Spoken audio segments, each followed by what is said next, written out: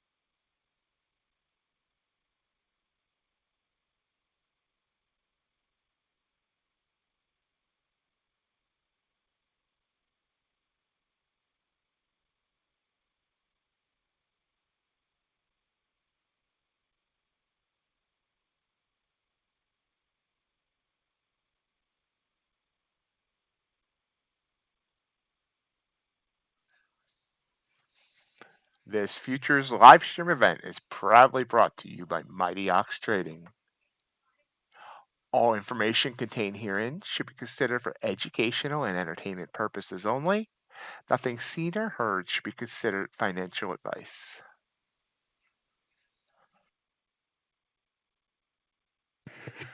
Good evening and welcome to MightyOxTrading. Happy Wednesday evening.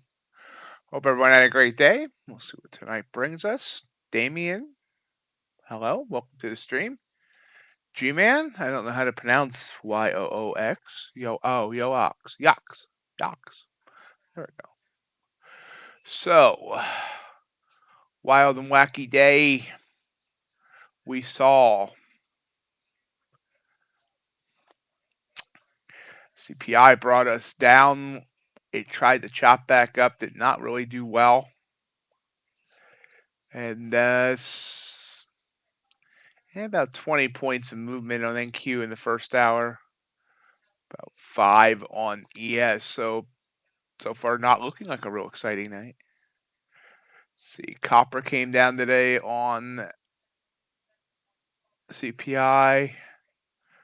Sure why we're looking at silver. Gold came down and then rebounded. Ultra bond came down huge, came down even more on the bond auction.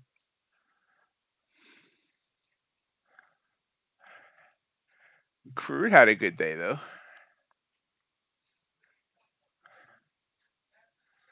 And Bitcoin's having a good day, back above 70,000. So that's where we're sitting or standing or whatever body posture you're choosing to take.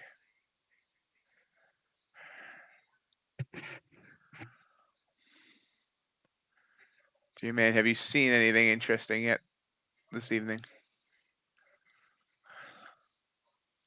Well, that was actually interesting. That was a nice quick drop. Anywho,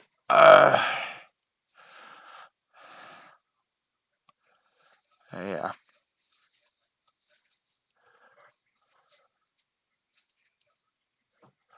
Let's see.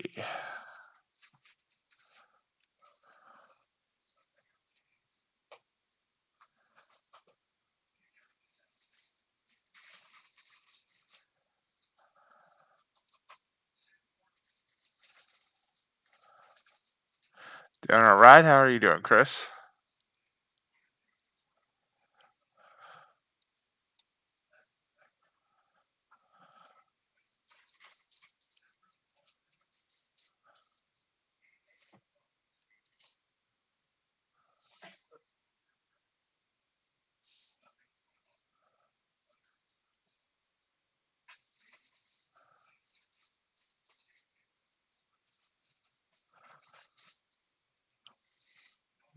Purple candle. Gotta wait to see how this is moving. We don't have any news tonight during the stream. It's nothing that I saw. Chinese CPI and PPI, but after the stream is done. Just Japanese foreign stock investment. Whatever the heck that is.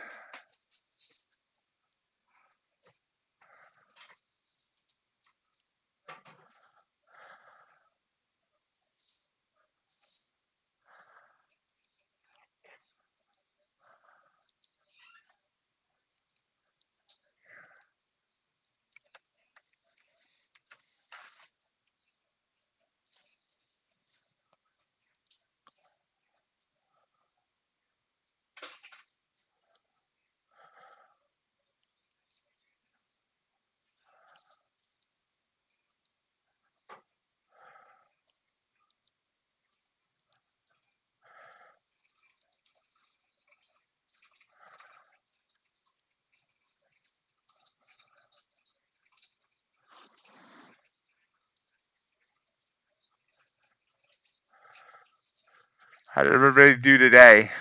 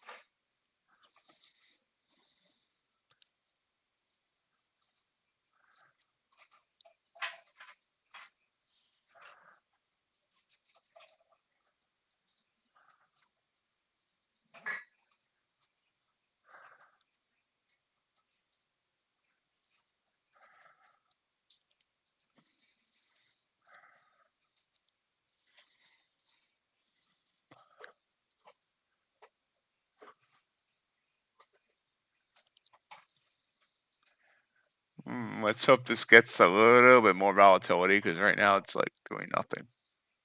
Nothing. Nothing, nothing, nothing. I swear evenings were a little bit more exciting back when I was like doing them every night, like a year and a half ago.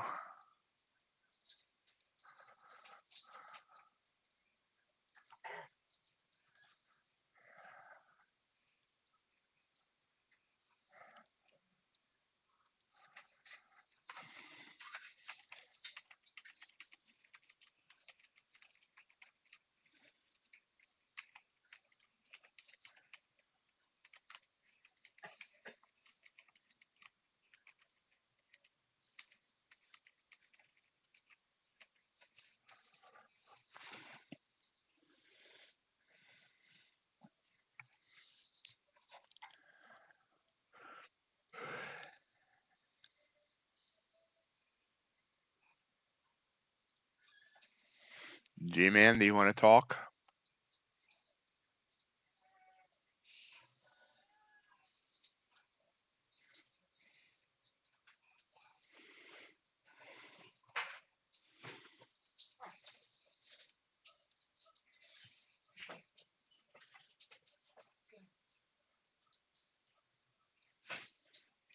Okay, do the Discord call.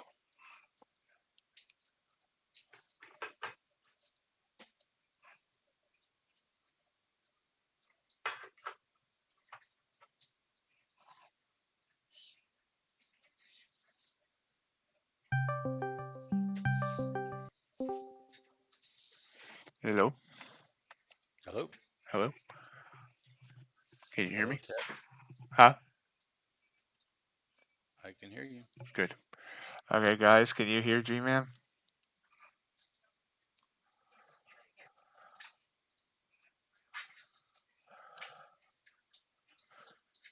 Unless everybody fell asleep. Yeah. Okay, good. Okay, they can hear you. I'm going to put everyone to sleep. We got 8 people here, so that's good. Market's going to put everybody to sleep. Yeah, I mean, after a day like today with all that, I was just trying to find the volume, but I couldn't. But I know it's north of 2 million traded, which is pretty good volume. I can get the volume. I don't know how to do that. Hey, Kim. How you doing?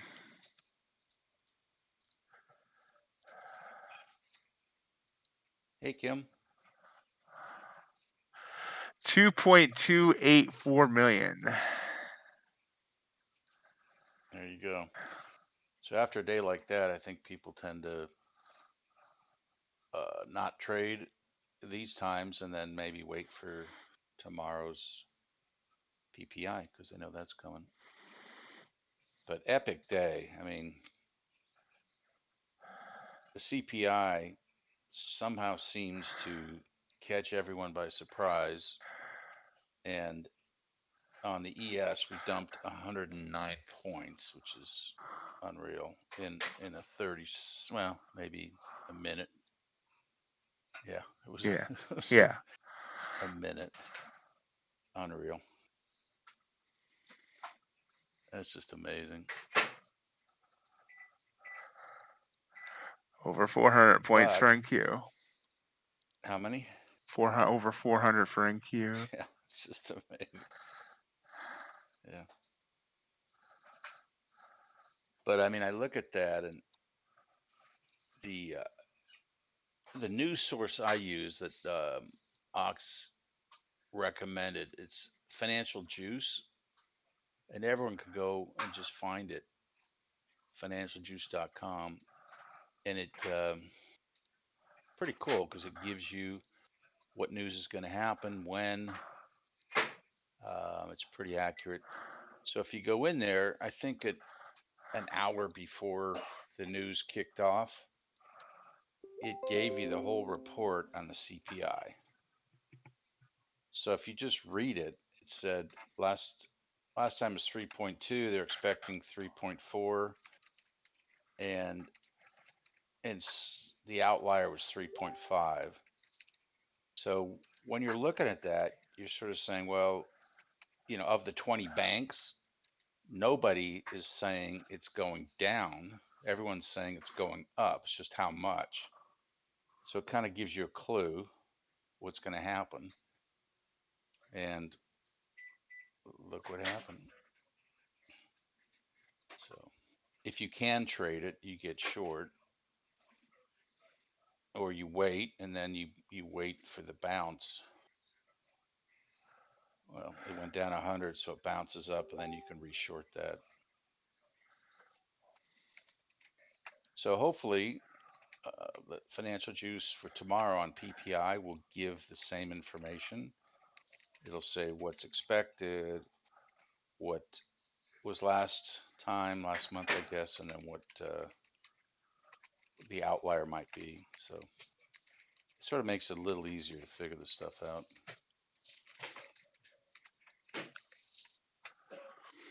That spike right before, though, that was something, it spiked up on NQ almost 100 points and then whooshed right afterwards. Yeah.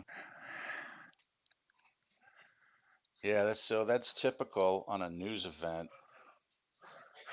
I agree. It's actually, Yeah, it's typical, but yet not by that much. It's that I'm used to it seeing like pop up maybe like 20 points, but not like 100. yeah, so on ES we got 15 up. I mean, I got short because of all what I just explained, and also we were trading at the high for the last 3 or 4 trading sessions. 70 to 74 was sort of it. Um, so I was short and looking to add short, and then it popped up from 70 right 30 seconds before it went to 85, so 15 points, and then but it went so quickly. I mean, I really didn't even notice it. Uh, it just went straight down from there. So yeah, it's hard. I don't know Nasdaq, but it's hard to trade it. If you want to trade these news events, you can't use stops because you'll get stopped out. So it's better to wait and then trade after the event has occurred. Not so much after the event, but after the big moves occurred. In this case, Yeah. you can get a lot of trades, and you had great trades all day. Yeah, this was the showing the move on the screen now. Down, down, down, down. Came back up for NQ like by 50 points. Even though those look like small candles, but that's 50 points worth of candles. And then further down, and then finally leveled out.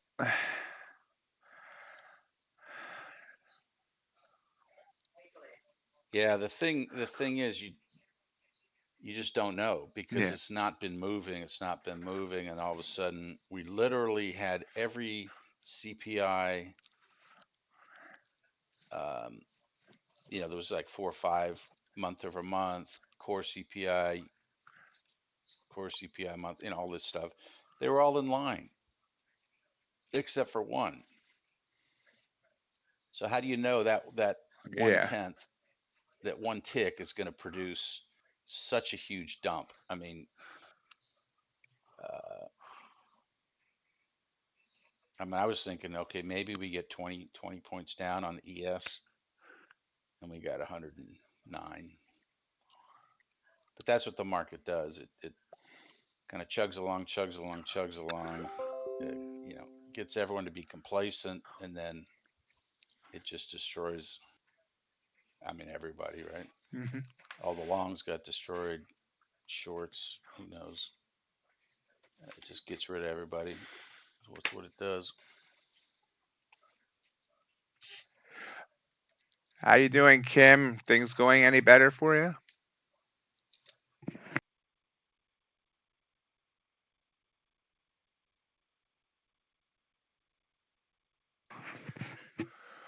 And Nico, I forget if I said hello or not, but hello if I didn't. Oh, that's good to hear, Kim. Glad to hear that.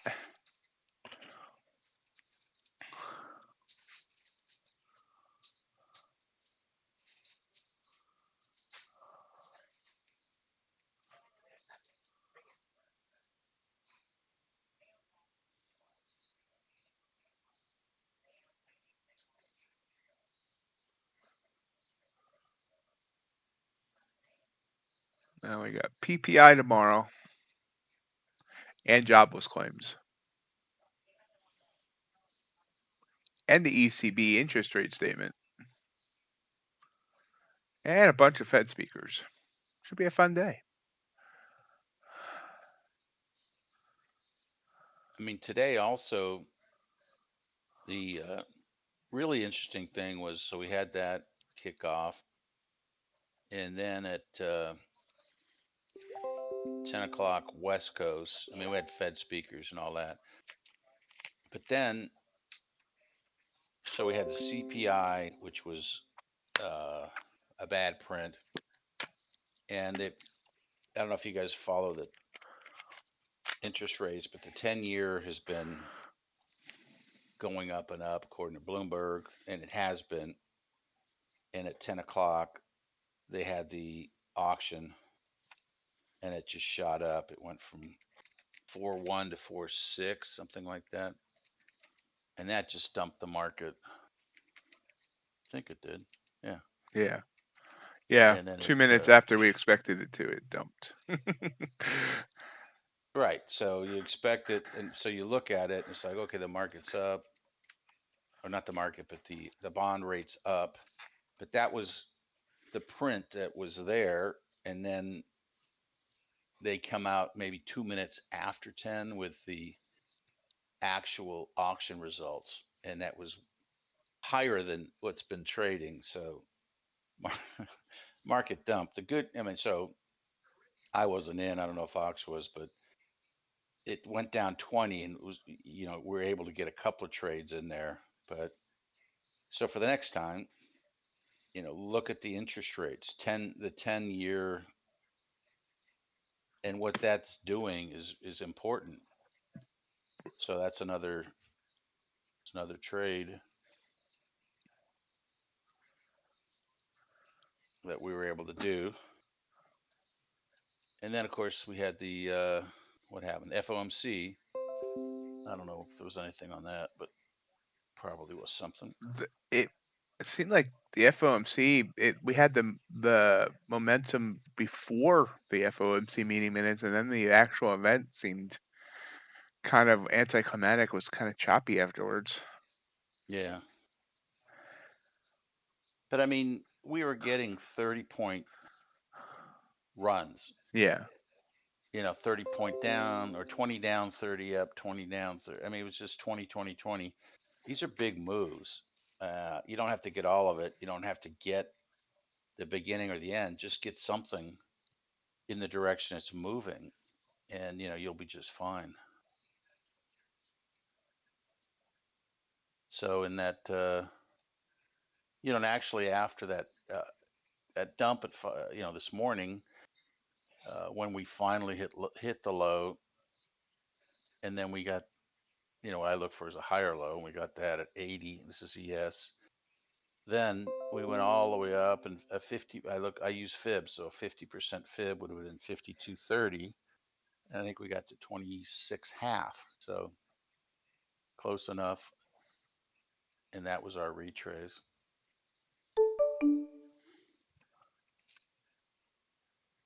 And I got lucky because usually I get long way too soon. So I just basically talked to myself. I said, I'm not going to do any longs. And I just waited, waited, waited. I got out of my short at 30. Of course, it went down another 50 points from there, but that's okay. You just get a little bit, just get the middle, and you'll be good to go. Ox gets all of it, but nice, how, nice how'd little bounce anybody here. else do? You guys trading today? What's going on? Yeah, Cam, have you been trading at all?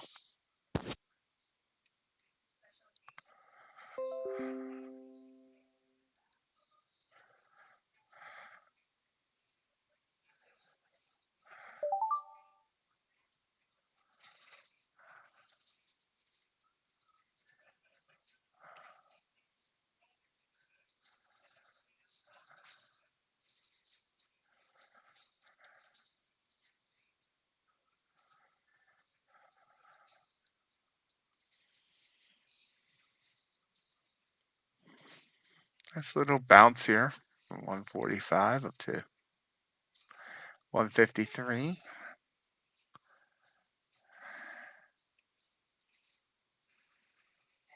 That was a nice 10-point run. 02.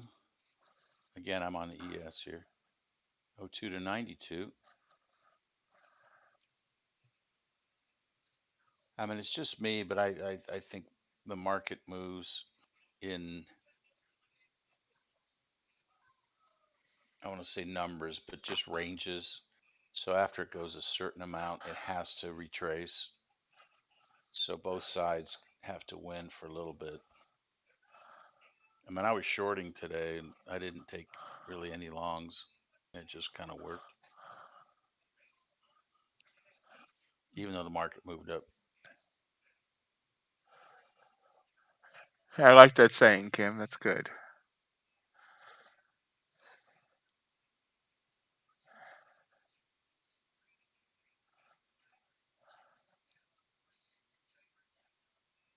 Yep. Good job, Kim. That's awesome.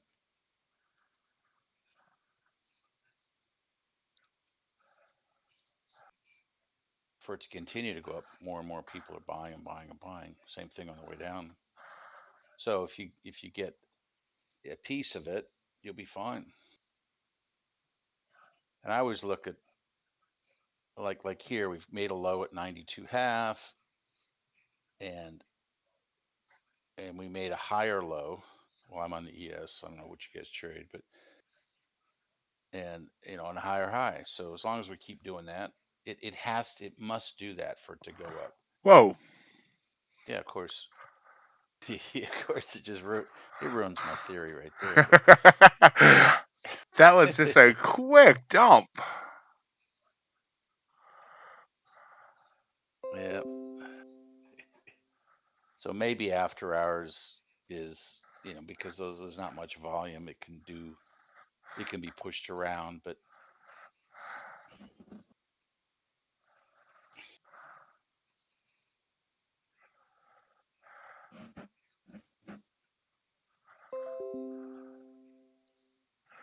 Every now and then I'll take an ES trade, but not often.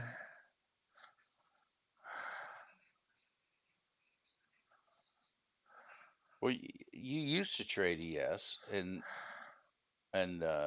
other things, Yeah, and now you yeah. I mean, switched.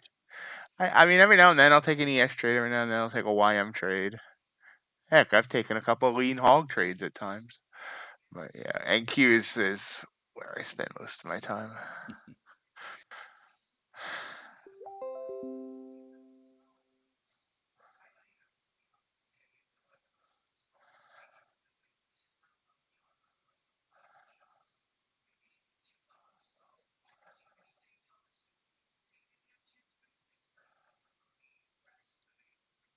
So I mean, so there it looks like we're not done going down because 95 held, Yeah. and down we go. There we go, down to 92.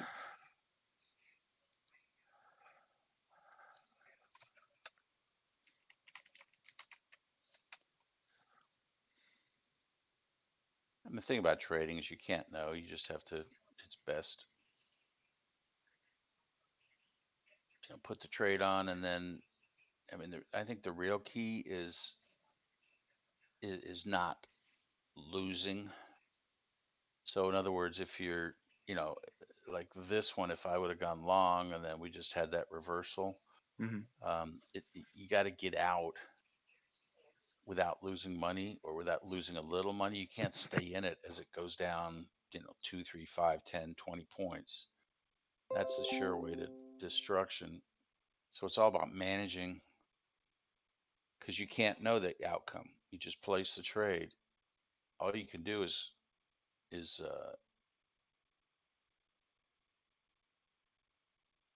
entry, exit, and the exit's profit or loss. So if the exit's big loss, and that took me probably right there 10 years to figure that one out.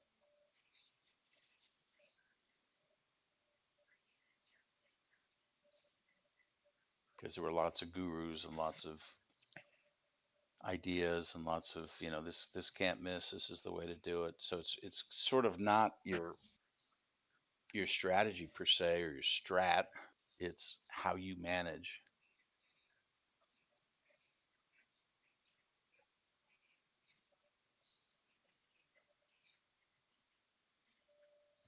Yeah, so the better entry, the selective that Kim's just talking about, and the managing, and you get lucky.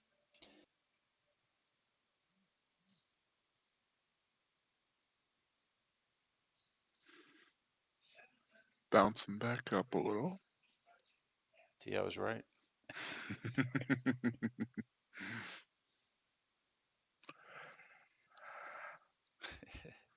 Yeah, I mean that's the other thing. I mean, I'm never right. It's the market. The market's always right. So we just have to, whatever it wants to do, just try and take a piece of it, and that's it. And that's a good living if you can do that.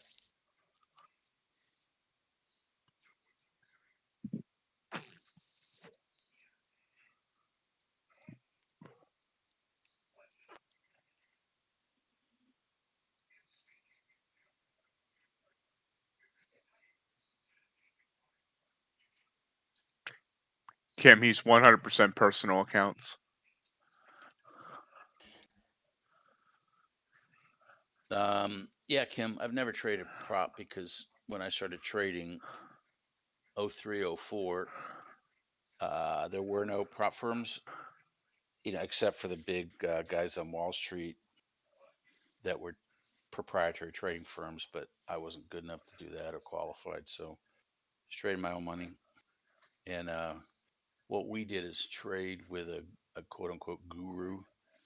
And so I had to unlearn all the stuff I was taught by gurus because none of it really works.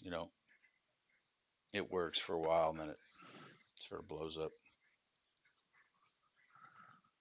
So that's the only reason. I think if I'd started now, I would definitely use a prop firm because it's pretty cheap money. If I didn't have the money, I would do that. But I think the most important thing is I look at trading as uh, it's an active event. You have to figure it out when you place a trade. So it's like being a jet fighter pilot or something like that. And the way they train those folks is practice. And then they download everything, they talk and talk and talk it through. So, I mean, what I did for literally years was trade in sim, or, I guess that would be, what is that on the prop firm? Evals, Yeah. something like that. So that, and get the cheapest one you can so that it's not costing you a lot of money, and you're just figuring out what works for you. What you want to trade, what time frame. It takes forever. I've traded everything, and figure for me ES is it. But I've traded most other things. Yeah, I mean, right now, I mean, it's a great time to be a prop trader. I mean, you can get accounts for 18 bucks, a month, or actually with one place, it's like 18 bucks and it's a lifetime thing until you blow the account or pass it. So that'd be great way to just play with micros for as long as you want it and get used to doing what you want to try and do. I mean, so I would say to your question, Kim, it's not so much about how much and what you're going to make. I think that it's like, okay, you know, we're, if you're a rookie, you're trading against the best traders in the world. Okay. It doesn't matter what you're trading against the best. So you have to learn and you're going to lose. and you can't worry about it. So what I'm trying to say is lose the least amount, pay the least amount for your prop firm, uh, get uh, an inexpensive brokerage account and trade the sim, those two things, and don't focus on money. Because if you focus on money, you're not going to win. You have to focus on your strategy and the way you're trading, Execution. your execution, and more importantly, you're not losing because and you learn by losing. I've done everything wrong. I did everything wrong,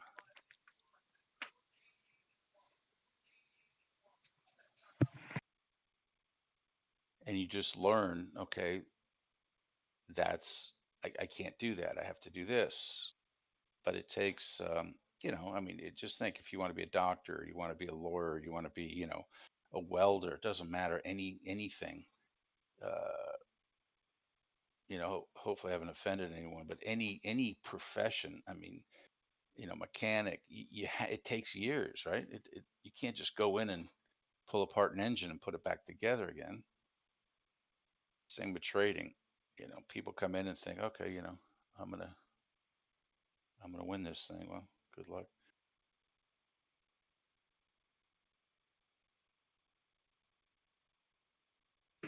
Takes a while.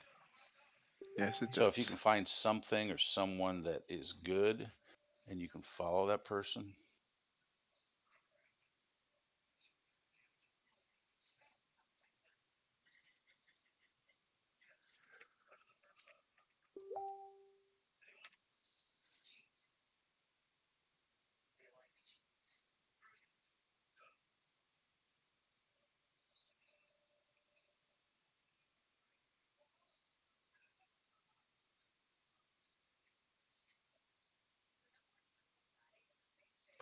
Market is dead. Completely and utterly dead. It did that quick drop and popped back up a little bit, and now it's someone needs to check the pulse because I think it's dead. yeah.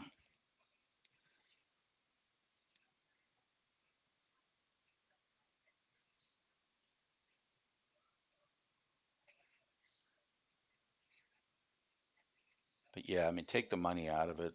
Just on your instead of a P&L, just look for ticks or points. Um, yeah, I mean, you can't trade for like one or two ticks. It has to be something meaningful, so you get good trades. Um, and then focus on not losing a lot on every trade. So obviously, you know, what I'm leaning to is a an account that's not going to cost you any money on the prop firm or low money or sim account because you can just you know go to Trade of Eight, get a $50,000 sim account, cost you nothing, and then you can blow it up, blow it up, blow it up, and just learn because you have to do that, right? I mean, whatever you do for a living, even if you work at McDonald's, how long did that take to figure that out? It, I worked at It took McDonald's. I had like full training in like 2 months. Yeah, well, 2 months is 2 months. Takes a while.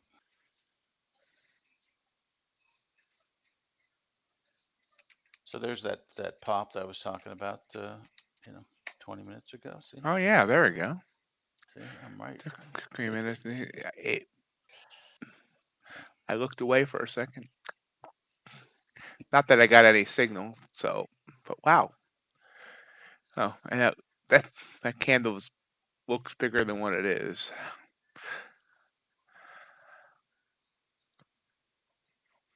We're back above where we were when we had that sudden drop. It's actually acting a little weird tonight. Usually it doesn't do these bursts and stops. Usually it's just slow grinds.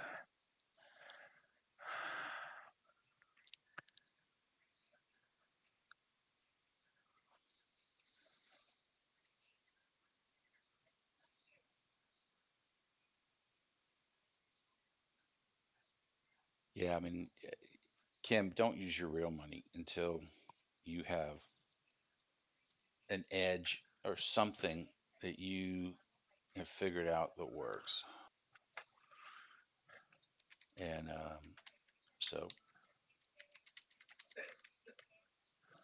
and I know that from experience because I used real money and lost it. So, there we go. Look, my 92, 10 points down. Okay, Look at yeah. that. Wow. And I'm saying that tongue in cheek uh, because I didn't trade it.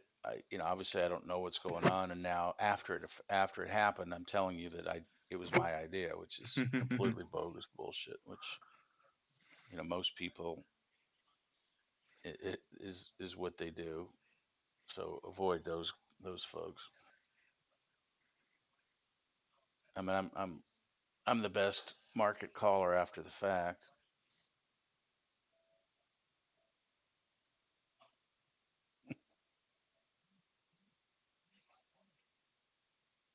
I mean, there's traders, and then there's people that make money around trading. So that's fine. Both things work. The bot industry. Is that what they call it? Bots. Yeah. I mean, think about it. Algos. If you had a bot that actually worked, you would you wouldn't. Why would you sell that? You would just clean up, make $1 billion. So it's kind of the same as when I started. There were gurus. I mean, if you're a guru and if you could actually trade, why are you selling? We'd pay a couple $100 a month to be in a room. Why would you sell your expertise? Why wouldn't you just trade? But see, you don't sort of think that through until after it happens.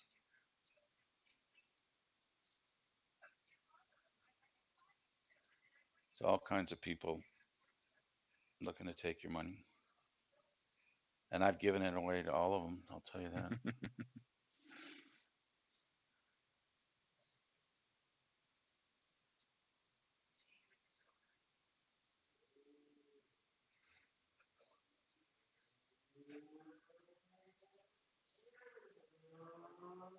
Did I put everyone to sleep?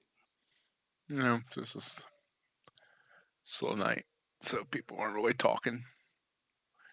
Gotcha. If anyone's wondering the voice you're hearing, it's G-Man.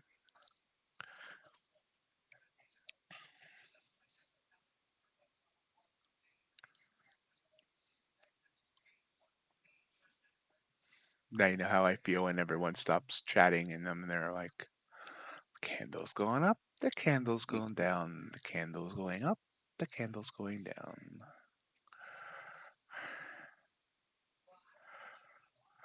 Yeah, I mean, what do you, 5 to 8? That's 3 hours. Yeah, That's a lot. yes.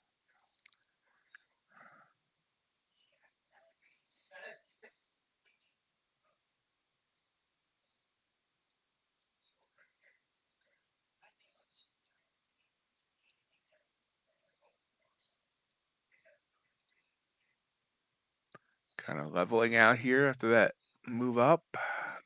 18,161.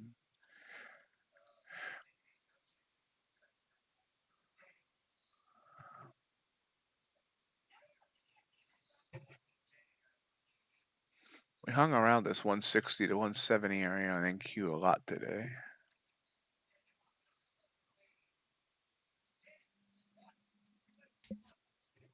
Yeah, it's probably the middle. Yeah, don't diddle in the middle.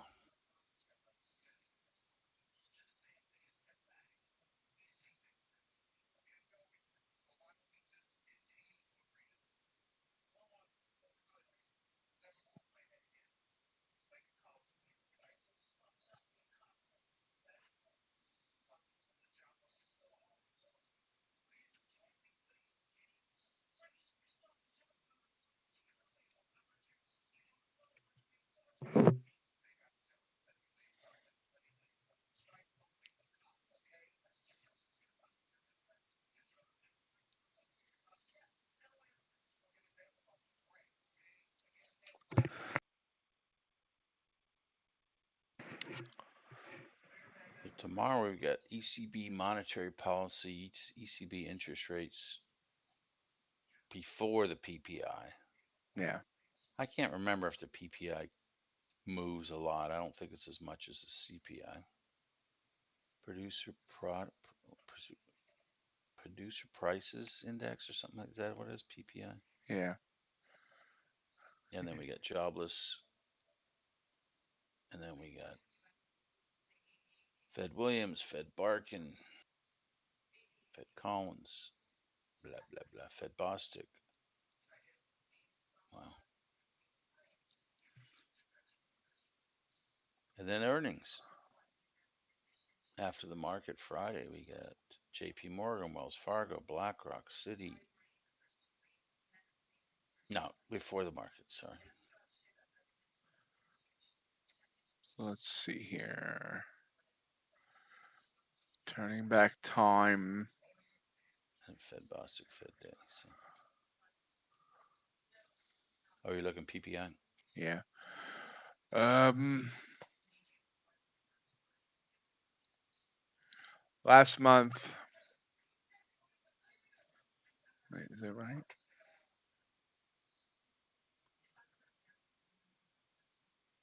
There we go.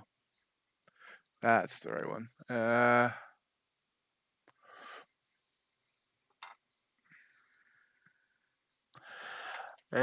Last month ES for ES on PPI, it dropped 10 points.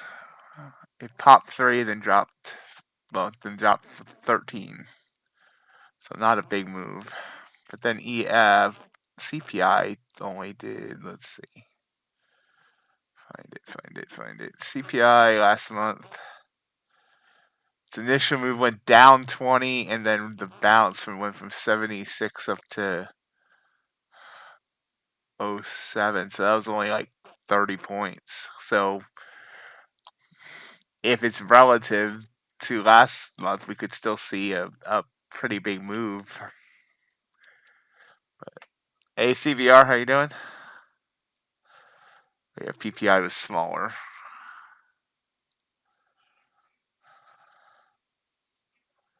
10 points compared to 30 points on CPI. So based on that, 100 points, you could maybe expect 30.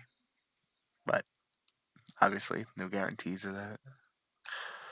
Yeah, I'd have to go back to the one when it pumped 100. Yeah. And then what the PPI did after that, but I'm too lazy, so I don't remember when it was. So it'll move whatever it moves, or not at all. I mean, who knows?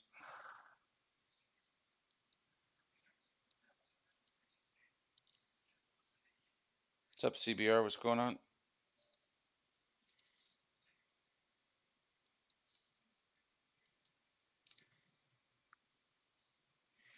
How'd you end up today, CVR?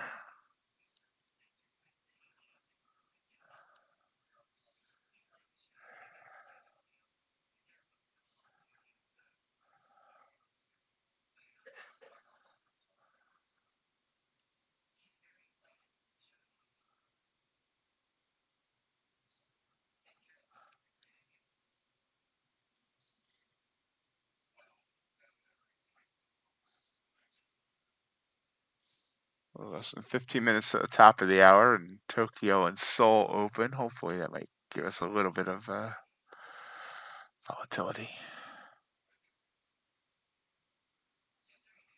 Oh, nice CVR. Very nice.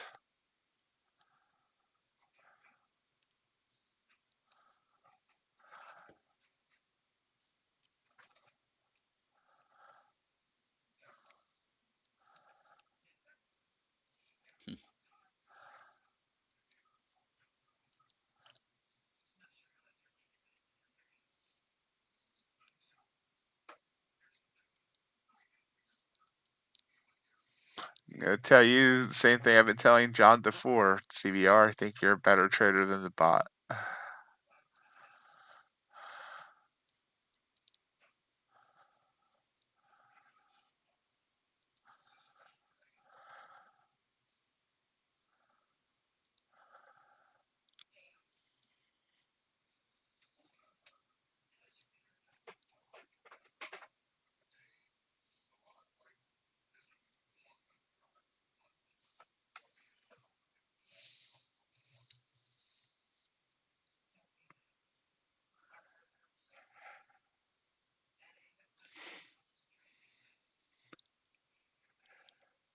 Yeah, see, the market goes from down or up, and then it goes to sideways or chop, and it's not predictable. I mean, we can see it, but the bots can't. So bots are just someone's program trade. Maybe we programmed it, or maybe someone else did, but I've never figured a way to, because there's so many variables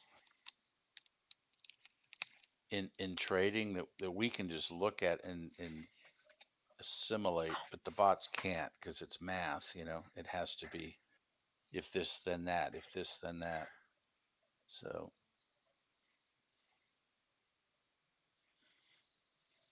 I don't have any. I haven't built any. Not that I could, but it's like, you know what?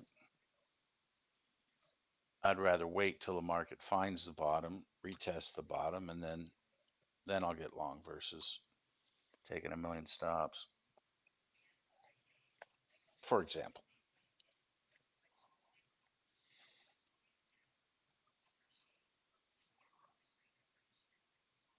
I mean, if your bot's not working, cut it, kill it.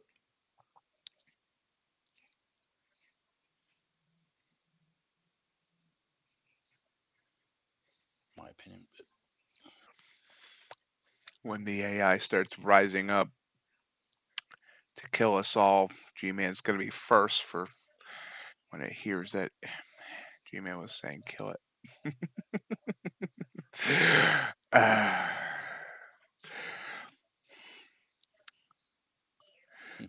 Terminator. Yeah, AI is the other thing. I'm not. It's a big. It's a bunch of hocus pocus.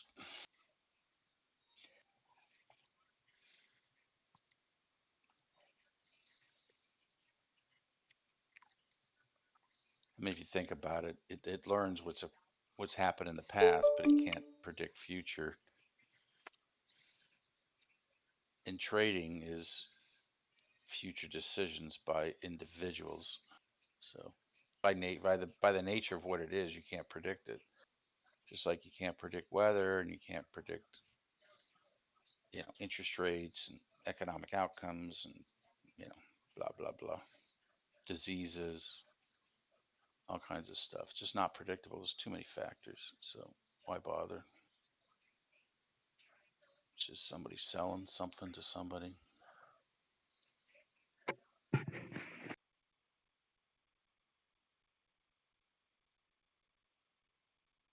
So I just spend the time focusing on what I can do and what works for me, and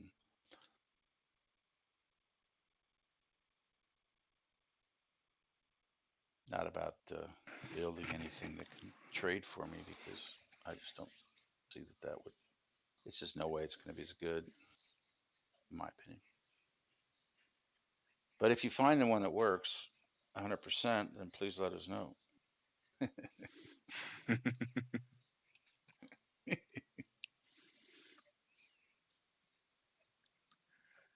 Grinding back down here a little bit. But I've got a pretty good track record. So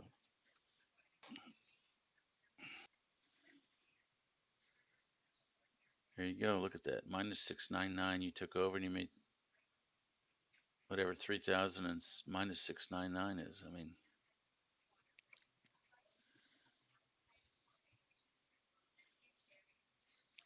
Yep, I would say CBR1 bot 0.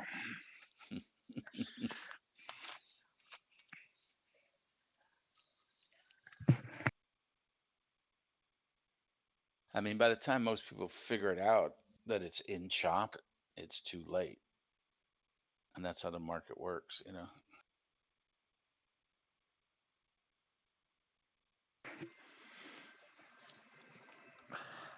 It's always punishing the bulls and bears all day long.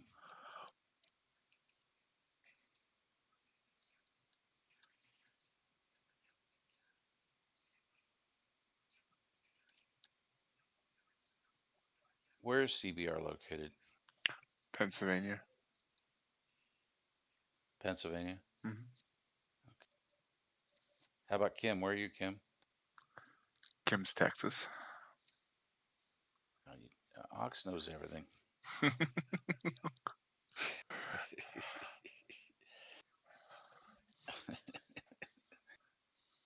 Texas. I'm going to be, where am I going to be? I'm going to be in Austin in May.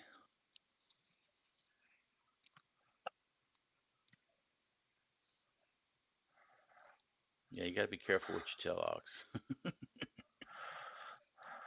He's got the memory. Steel trap. Hey, Tammy. Welcome to the stream. How you doing? Robin's also in Texas. She's near San Antonio.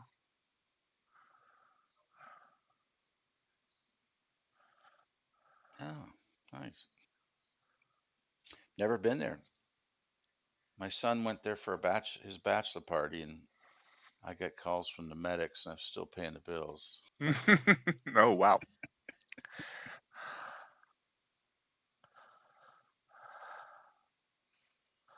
Yep.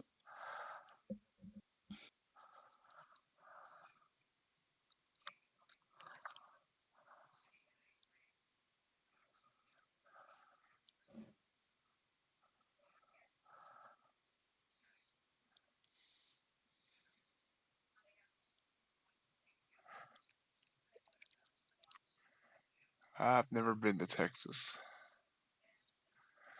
Furthest south I've ever been is somewhere in North Carolina.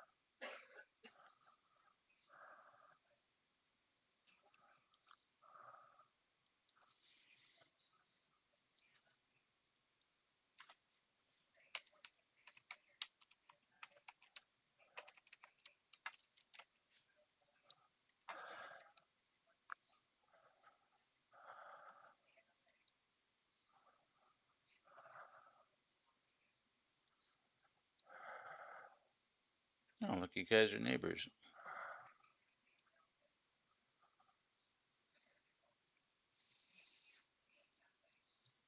I have a bunch of other Texas people on the Discord as well. One's Dallas. I forget where the other's at.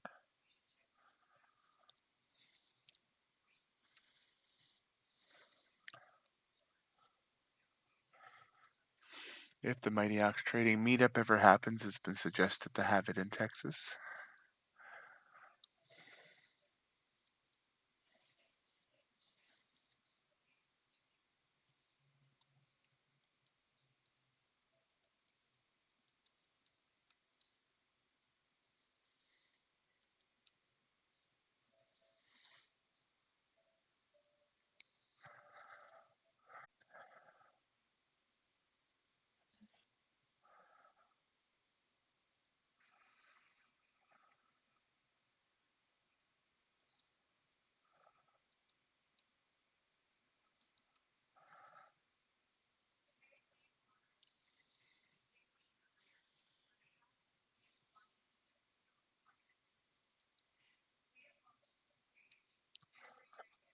That's good. We have stuff to talk about because the market is absolutely a snooze fest right now.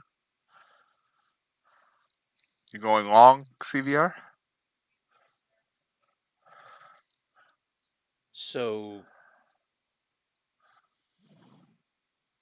is that an NQ number? Yeah, 150-ish. Yeah, one. Hmm. Tammy asked you about fibs. Yeah, Tammy. So, in terms of fibs, I look at on a 5-minute chart the 89 EMA and the 240 EMA, which are longer term. So, like this morning, we took the big dump, we came back up, we took, kind of retest, and then we went right back to the 89 fib. There was like 1, 2, 3, 4. It was like 5 shorts from there, but on a 5-minute. So it's longer term. It's a bigger move.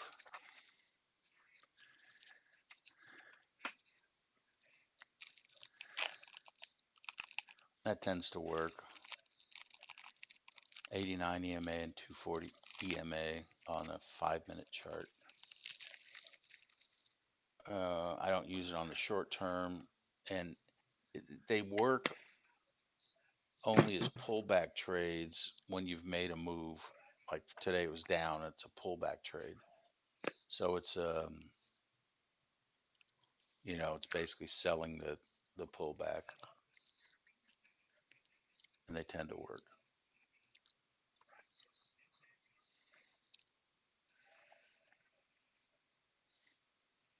Sometimes they don't.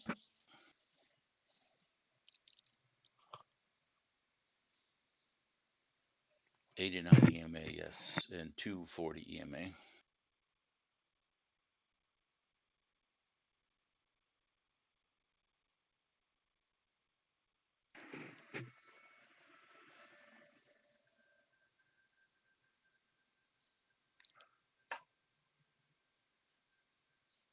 Let's see, we're just about the top of the hour. Let's see if we get any increased volatility from Tokyo and Seoul.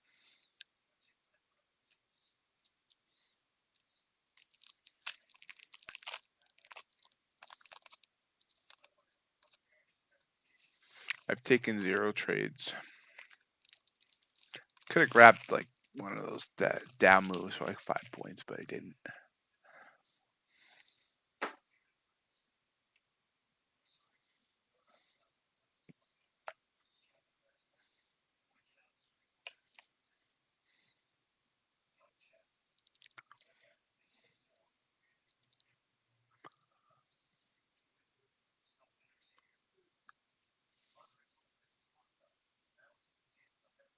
Okay, someone wake up Asia because I'm not seeing any movement. They all overslept.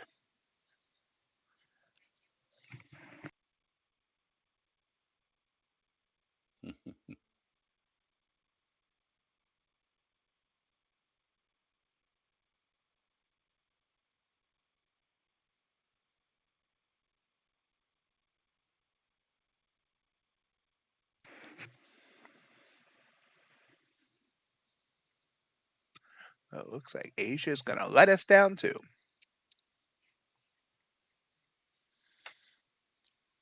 Gold moving down a little bit.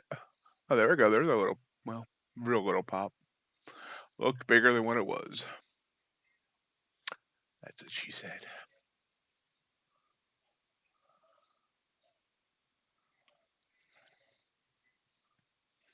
So while we have nothing going on, in case y'all missed it, Blusky having a flash sale, all their non-static accounts, so all the regular accounts, $99, no setup fees for the funded accounts, makes them the cheapest options available in the 50 and the 100K. Count sizes. No idea how long the sale's going to last. They haven't decided how long the sale's going to last. They literally sent out the email that the end date is to be decided. But $99 for 100K is the cheapest around.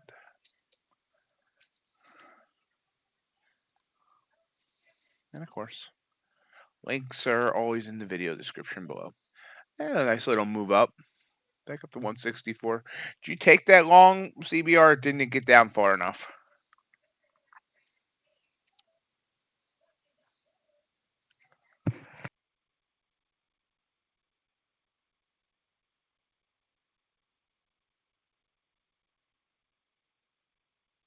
There we go. That's a nice move. That's a very nice move.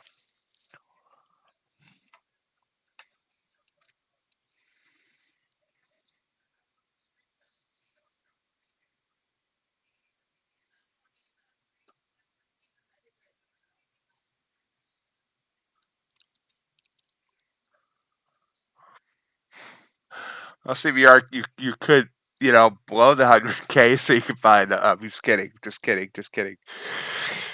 Don't unsub.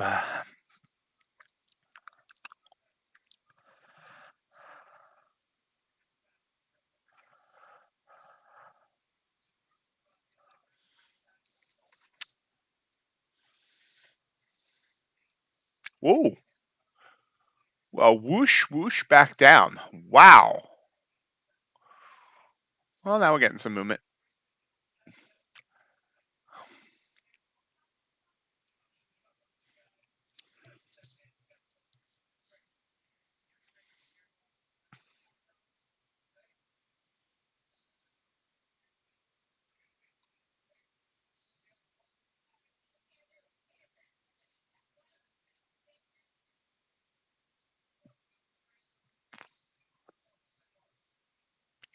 We're straight back down to the 100 EMA on the 15-second chart and the 30-second chart.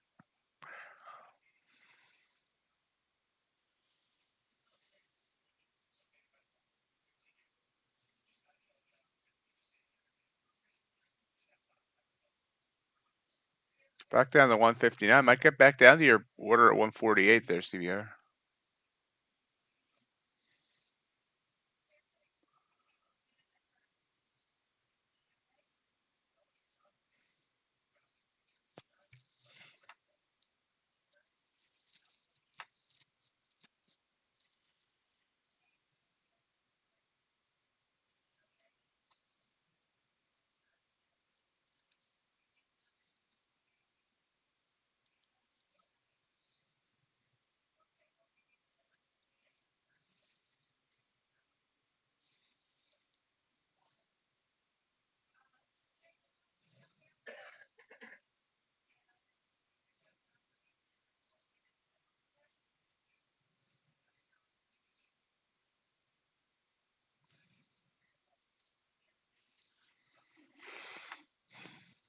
Someone just joined the Discord with the name Deadly Crypto. That's going to be spam. I know it. I just know it. Hey, John. How are you doing? How'd you finish up today, John?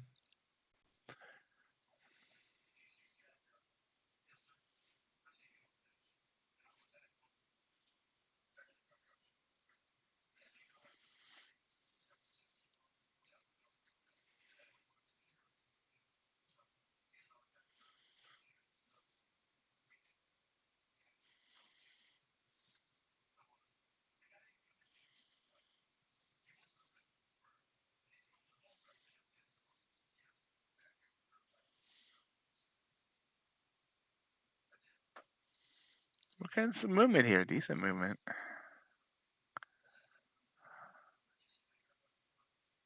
Hey, John, how's it going? I think you're on delay. I just saw you pop up there.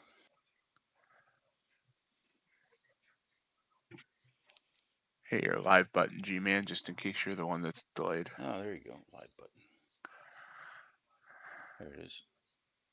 It's always user error here.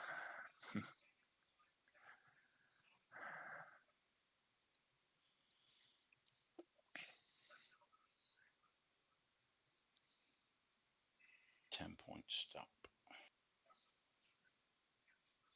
Wait, you're in a trade, CVR, or you're still waiting to get in at 148?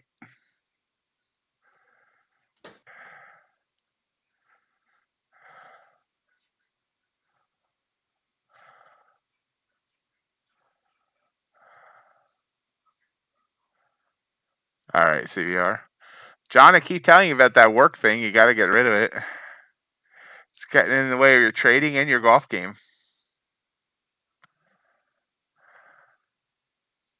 Let's get rid of the algo.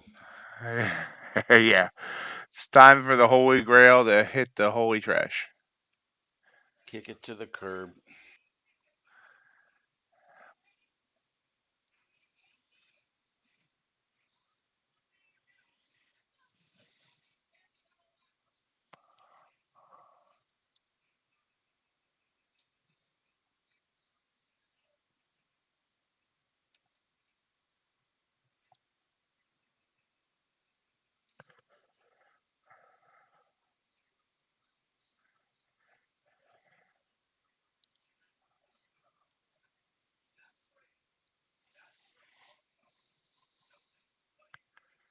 I missed the opportunity of that one purple candle, but oops. Slowing down again now. That might have been my one good opportunity.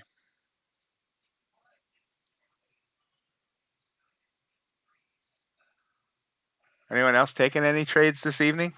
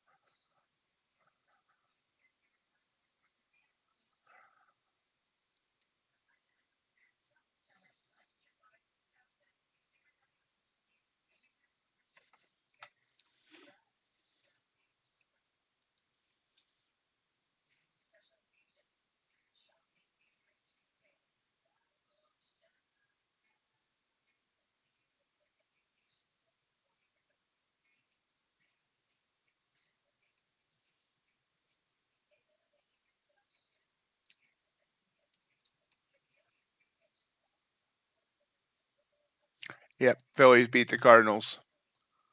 Romuto is back in the starting lineup, so he seems like he's okay.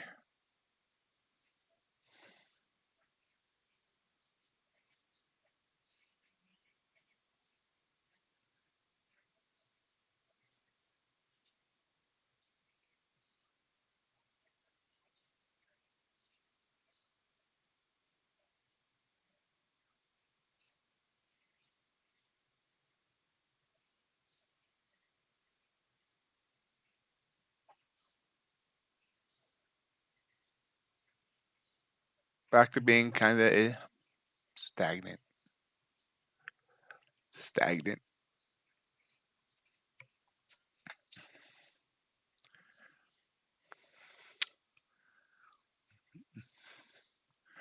Kicks and giggles. What's the NKD doing? Ooh, wow. Big move there on the NKD.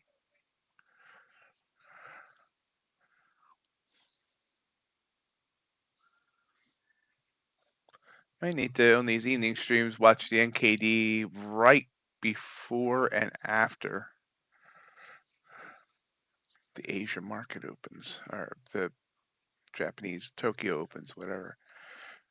So right there, we saw we got some volatility. Let's go back, turn back time. See if that's the same each night. Got to find some excitement for these evening streams. Yeah, a little bit there.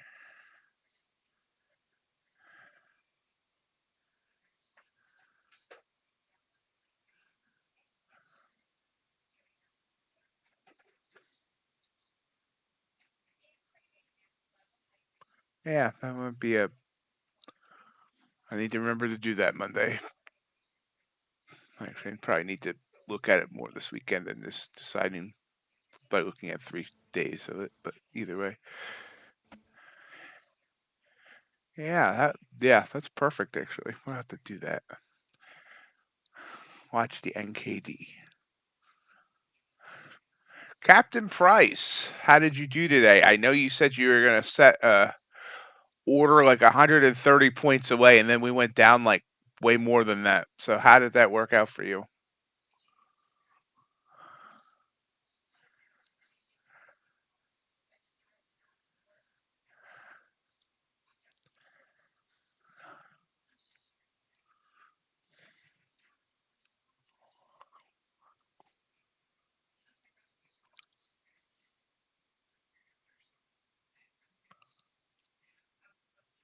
Oh, okay.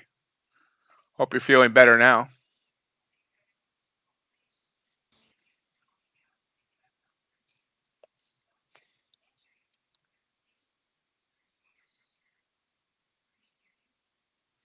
Where are you at that it's already like humid?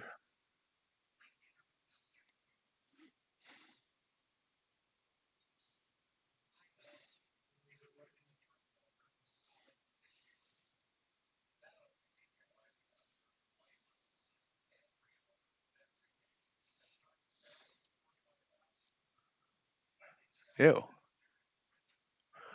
Wow.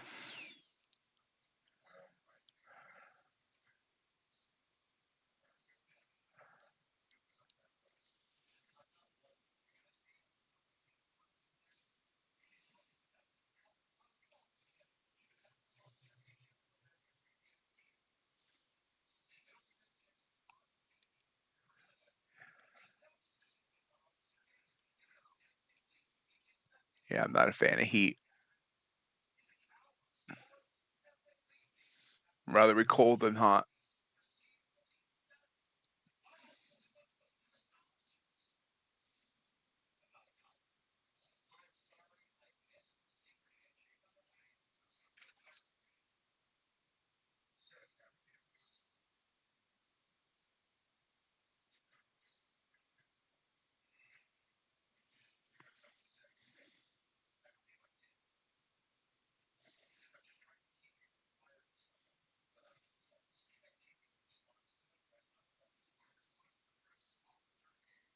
Gee, man, has ES made any tradable moves here in the last bit?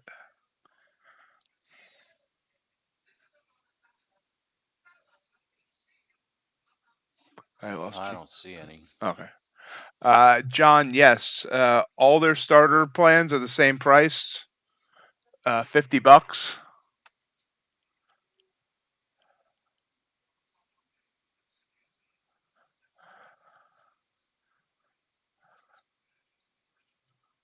And then the setup fees is $50 for the 50K, $100 for the 100K, $150 for the 150K.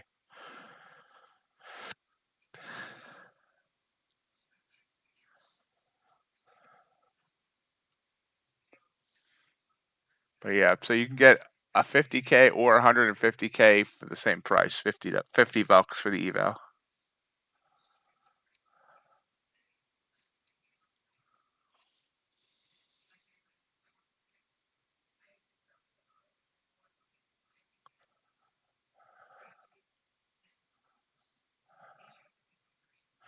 And Blue Sky's doing the same thing, $99 for all their evals, and they don't have any funded setup fees.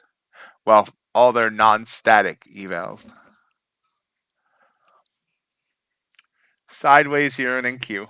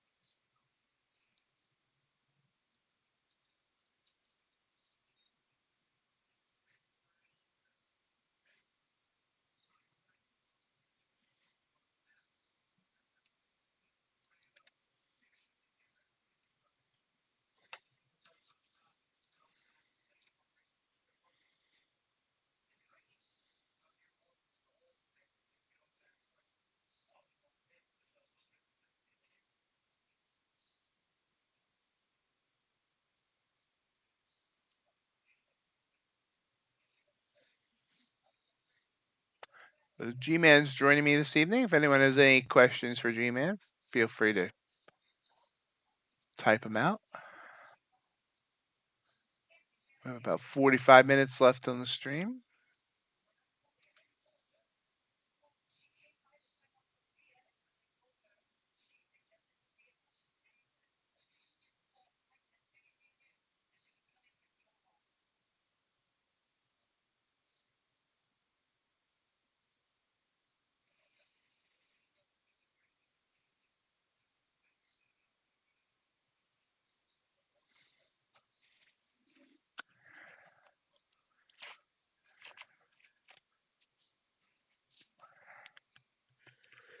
It still didn't fill you, did it, CBR?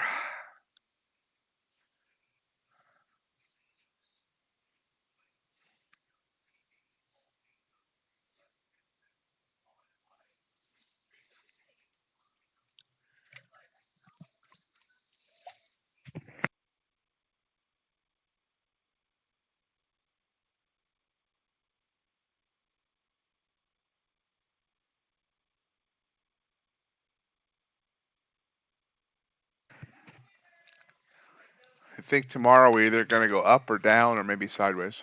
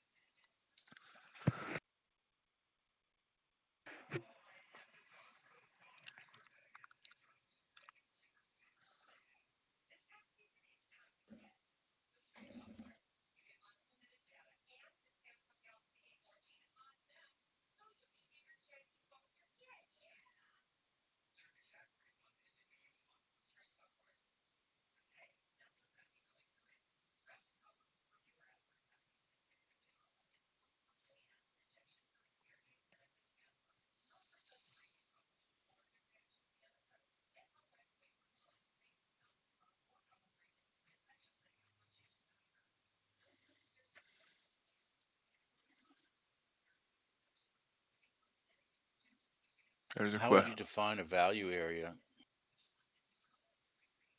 Is that for market profile?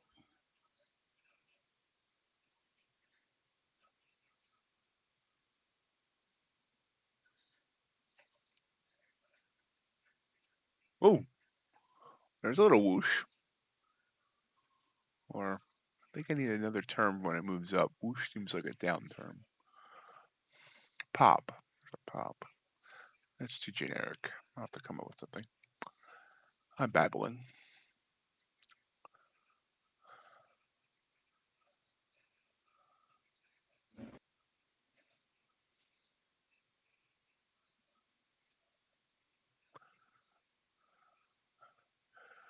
I will say CBR, and all the times I've talked to G-Man, I've never heard him use the term value area. Yeah, I don't know what.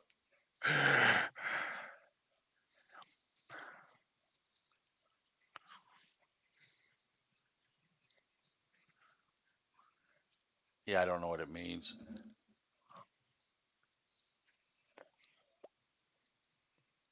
So no, I don't use value area. So how do I go about finding it? You're asking how do I find a low or a high? High liquidity areas. I mean, both those concepts I don't even consider as valid. I mean, because if you think about it, I mean, the low of the day today in on the ES was what, 75? What was it?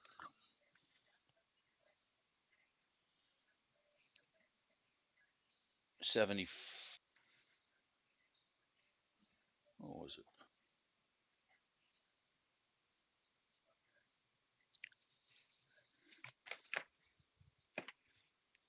Oh, I gotta go look.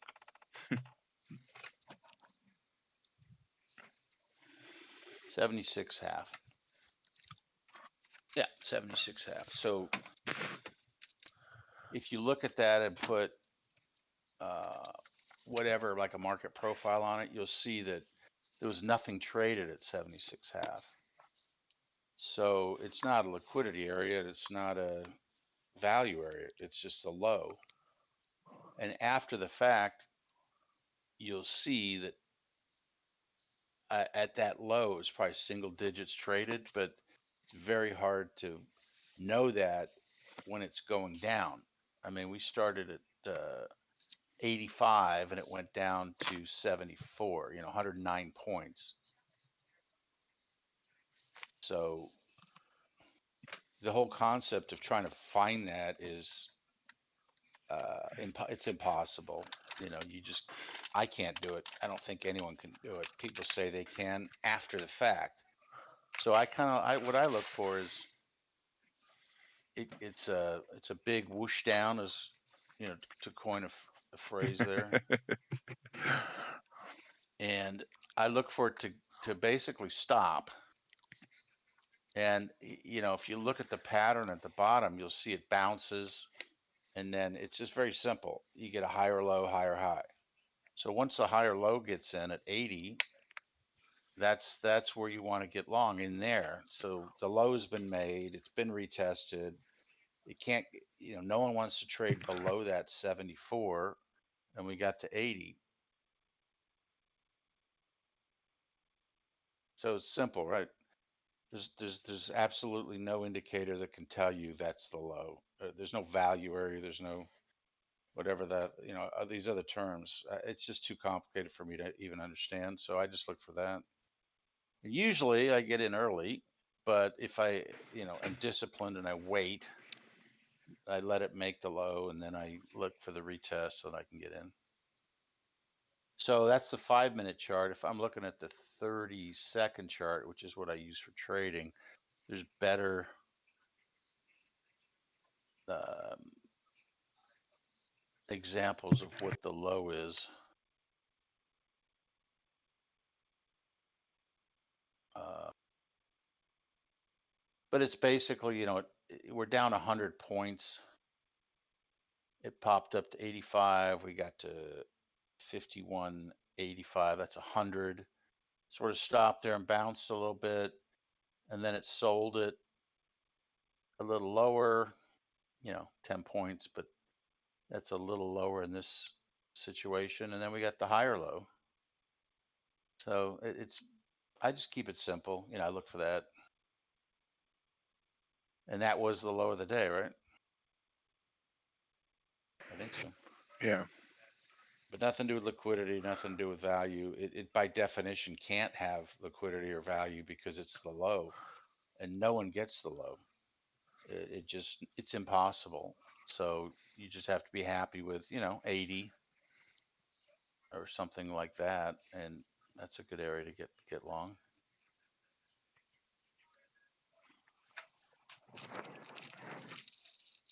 So that's a lot. That's an example of what I did today, showing on a huge down run, and that's the best way I can explain it. If you have an ES chart, you can see it. But on the 5-minute chart, it's the same. On the 30-second chart, it's the same. We got the same low. We got the low, it bounced, and then we got a higher low and it bounced. So 5, 10, like 10 points, which is good.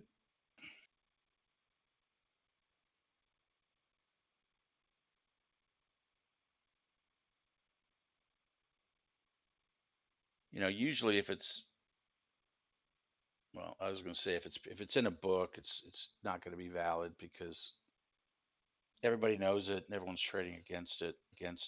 You gotta have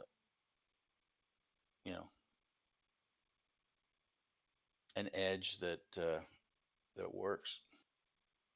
And what I do is I just keep it as simple as I can, and I just look for facts. I mean, for it to go up, it's got to make a low, right?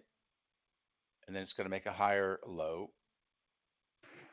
and then a higher high, and then a higher low, and a higher high, and then that by definition is up. I just kind of keep it like that.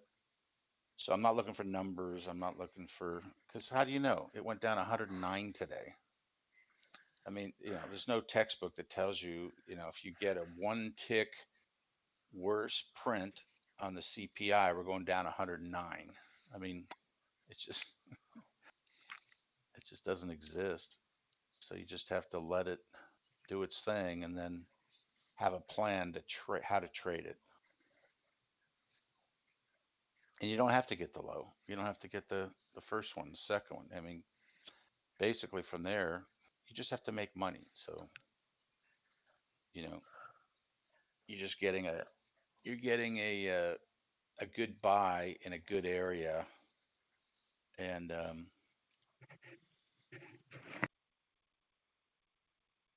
or a sell. I was shorting basically most of the day, and both of them work because we're getting good. When the market kicks off and there's good volume and good range, longs and shorts both work. We're getting 10 to 15 point moves either Order way. filled. So if you're trying to make 5 in there or 10, it works on both sides.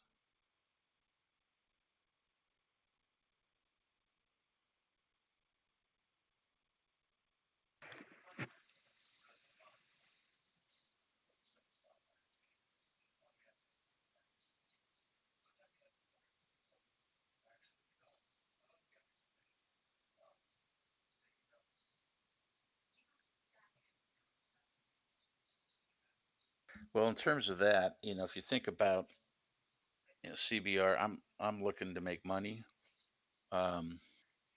So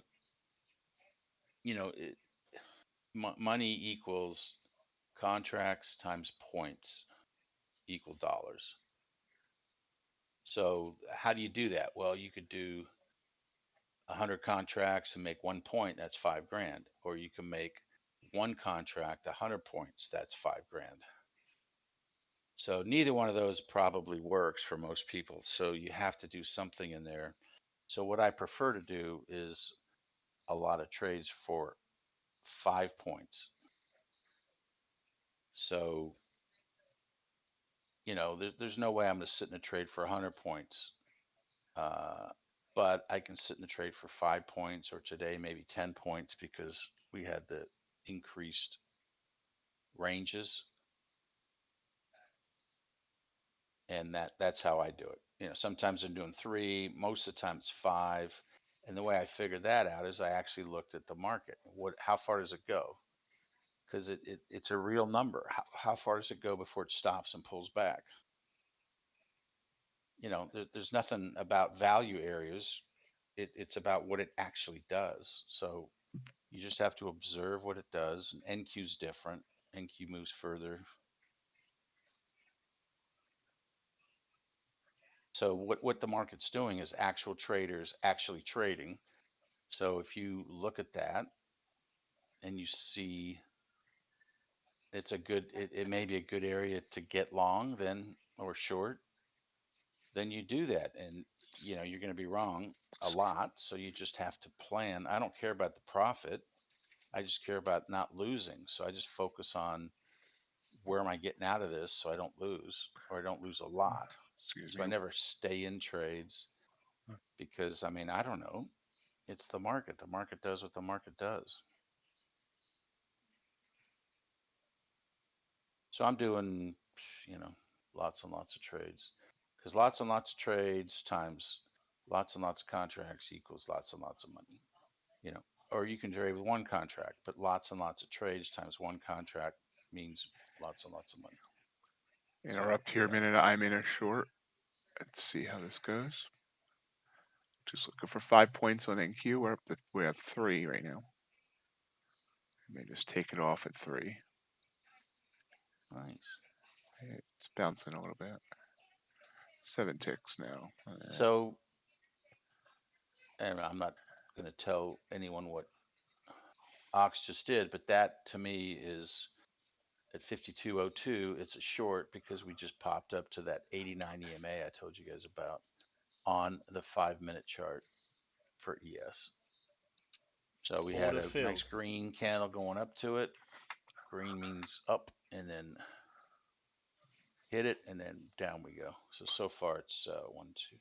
It's like 3 points down. So I took it off there. It was you know, hitting an yeah. EMA, but If I did it, I'd be out there for 3, because probably not going to get in a 10-point range. We're not going to get 5 very often.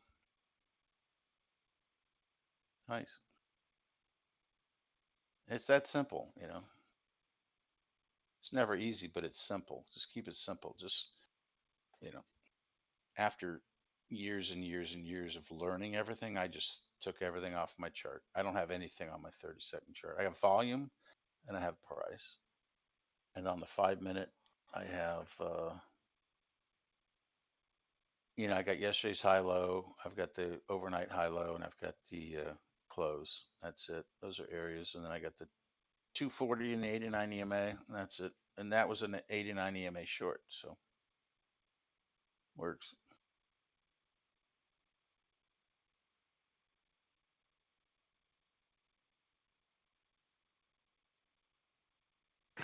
pop back up. Nice. So I did Ox get out. stole my trade.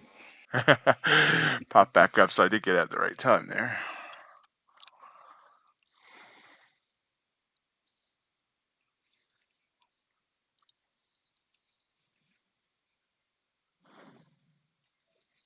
Yeah, CBR, I think you just got to find out what works for you and figure out how many contracts. And Bollinger Bands, I don't use those, but if you use them, you got to figure out how they work.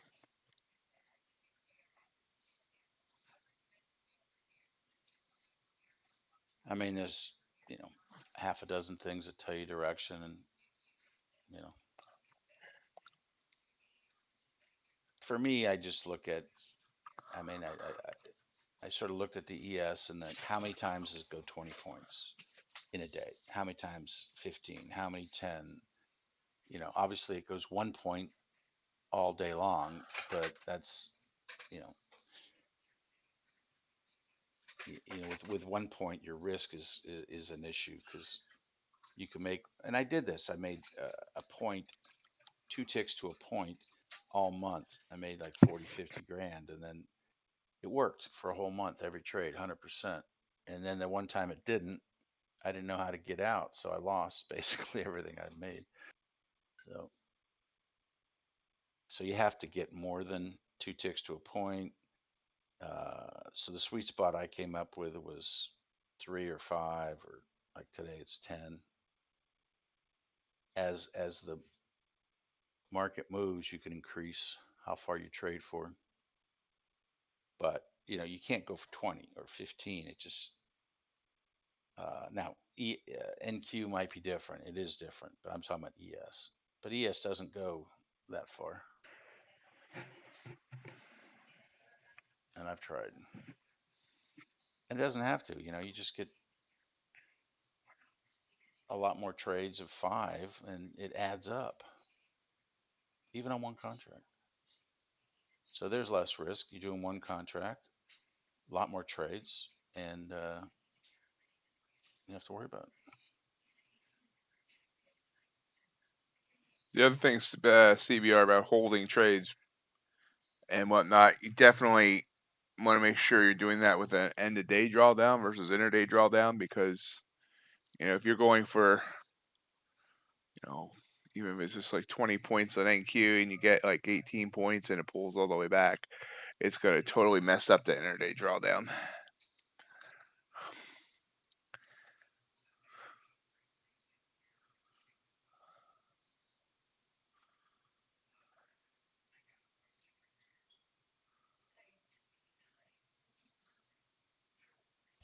Yeah, I mean, Nico, if BB works for you, use them. I mean, that's awesome. I had a guy I started trading with. His name was Yo-Yo.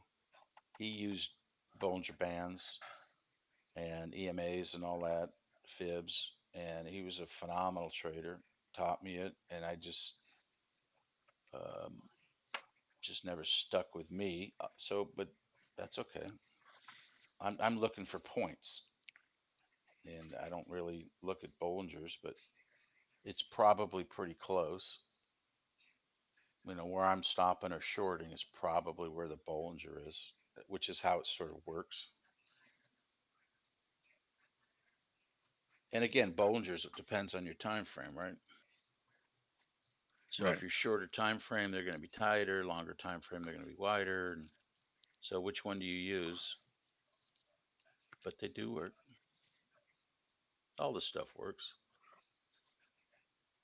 You just have to figure out what works for you, and that's your edge. And then, uh, what works doesn't matter. It's what doesn't work. That's the key.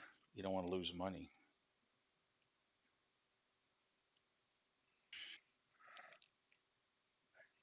1 minute, okay. So that's basically what Ox has up here. Is that right, Ox? 1 minute? I have 30 No, he's second. got the 30-second. Okay. Yeah, 5 minute. I mean, the whole thing is about putting on a trade and managing it. So if it works for you and you have confidence, that's what you got to use. I'm not going to tell you not to. I mean, come on. None of my business. I'm just telling you what works for me after all these years.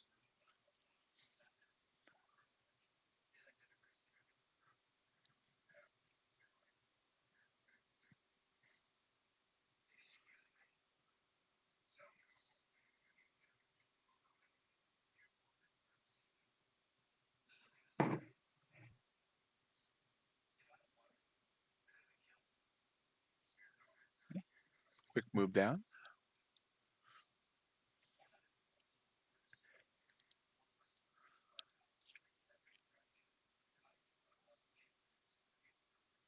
Robin, as in for money from the Discord, or some other Robin that I don't know.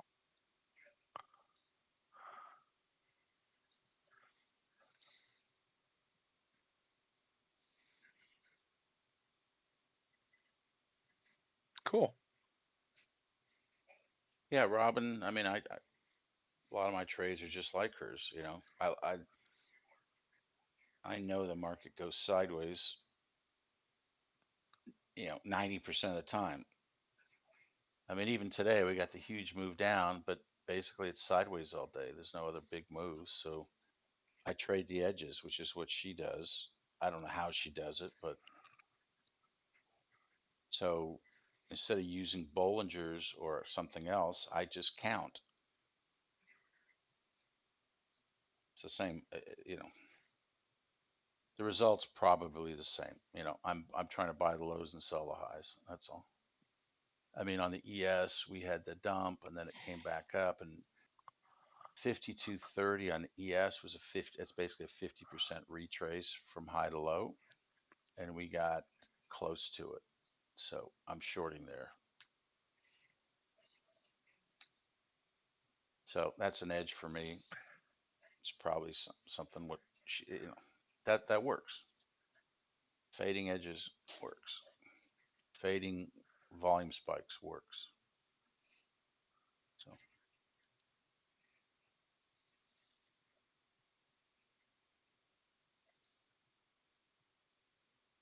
fading in general works.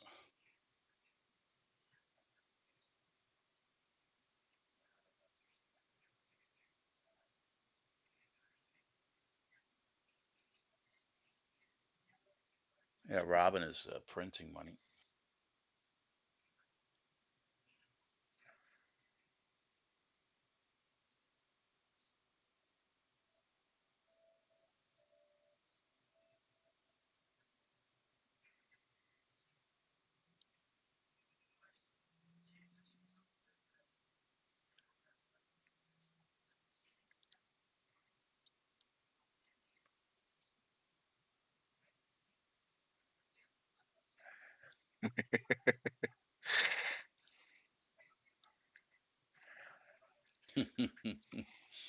You and me both. Yep. I mean, I shorted 70 area on the pre-market. It got down to 30 and I got out. And so I'm looking for a long. And I had to basically fight with myself not to do it because that's what I usually do. That's right in the middle, 50%. Of course, I can't know where the low is, but I'm just like anticipating. So that's very, very difficult.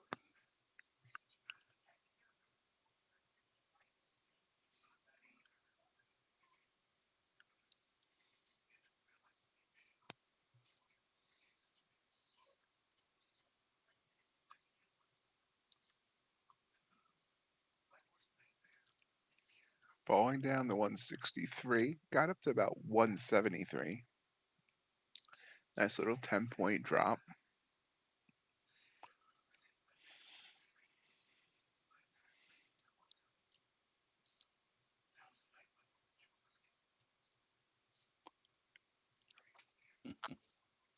So I'm looking at the 5 minute, and so after all that nonsense about the 100-point drop on ES, it has been sideways. You could do a trend line on the top from the high, and it comes right down to where we are, and then you can do a trend line from the low. So it's sort of like an arrow or megaphone pattern, uh, and we're still getting a 10-point range, as Ox just said, but it's it's within what happened earlier, and it just keeps getting tighter and tighter and tighter. So Which means I wonder if we're gonna get another big explosion tomorrow. yeah, fireworks. That's what happens when it sits in these ranges, as it did all week. We could.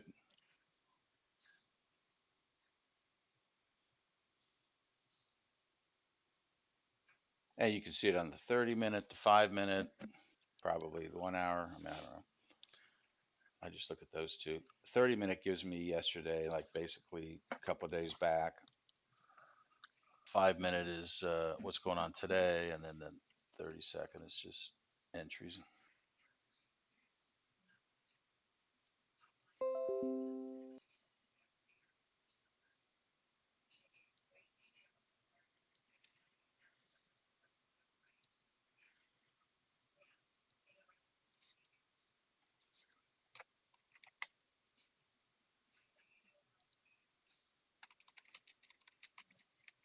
Ooh, whip down, whoosh.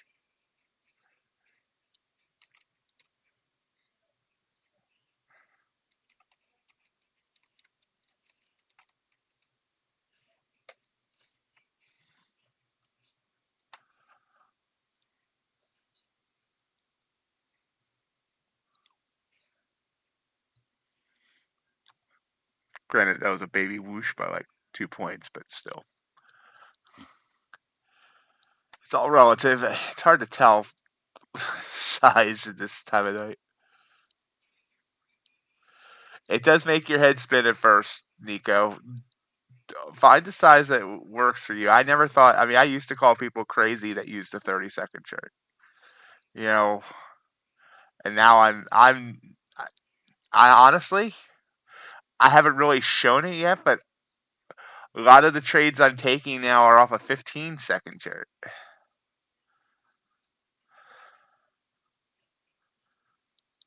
But I mean, I won't go any lower than 15. Even at 15, I don't respond fast enough sometimes. Or sometimes at 15, my trigger candles, my blue and purples, will form at the very last second, so I don't even have that time to really respond to time. So it's but it I like the opportunities the 15-second gives, but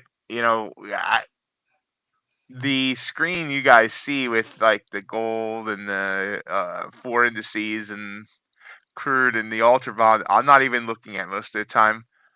Now I have another window up with the 15 and the 30-second chart on NQ, and that's mainly what I'm concentrating on. And then I'll look over on my software for the stream, and I can see the what you guys are seeing, and I'll comment on gold, I'll comment on crude, whatever. But I'm working off the 15 and the 30, just trying to concentrate on that.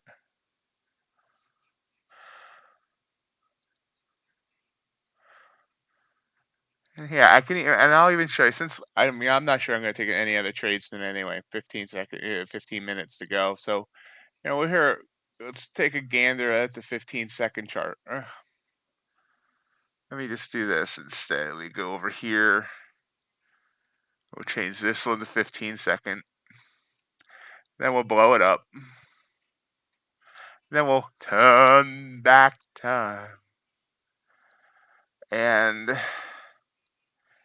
you can see, I don't know. I'm not sure where I'm going to pick a spot at here, but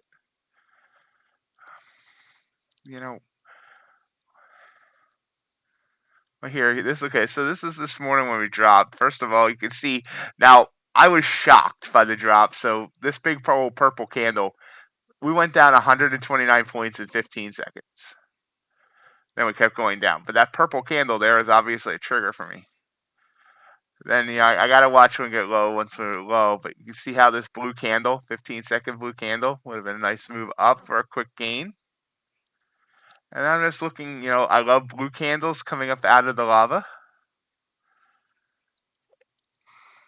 And then blue candles with trend.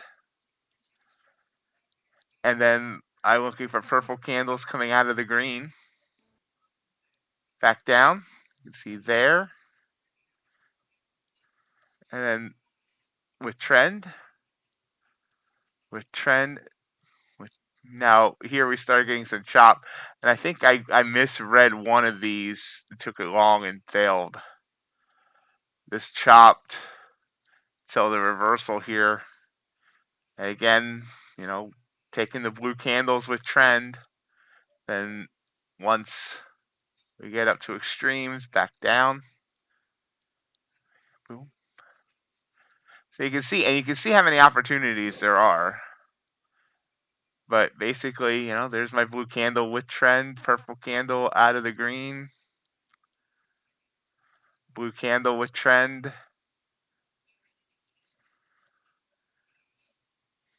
blue candle coming up out of the lava. Now, if I just convince myself to actually follow these plans, it would be wonderful. But I'm often, and I'm still trying to break myself of this.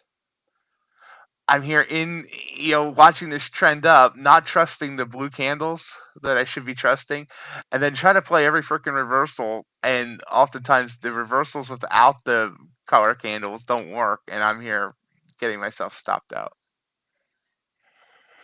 Yeah, you gotta ask me nicely. Honestly, I have my own mashup, like indicator on TradingView.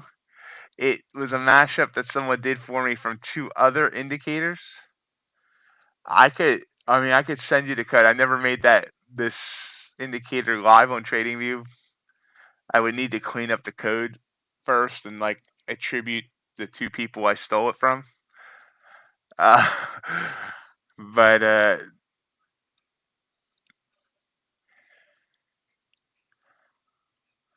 but again, Nico, if you have something that works for you, just because this is working for me, I don't want you to jump to something else just because this is something that I like. I have no problem sharing this, or whatever, but it always scares me when someone likes something I'm doing and then, and maybe switches from something that's working from them because it looks like it might be better. But I have no problem sharing it if you want to try it out.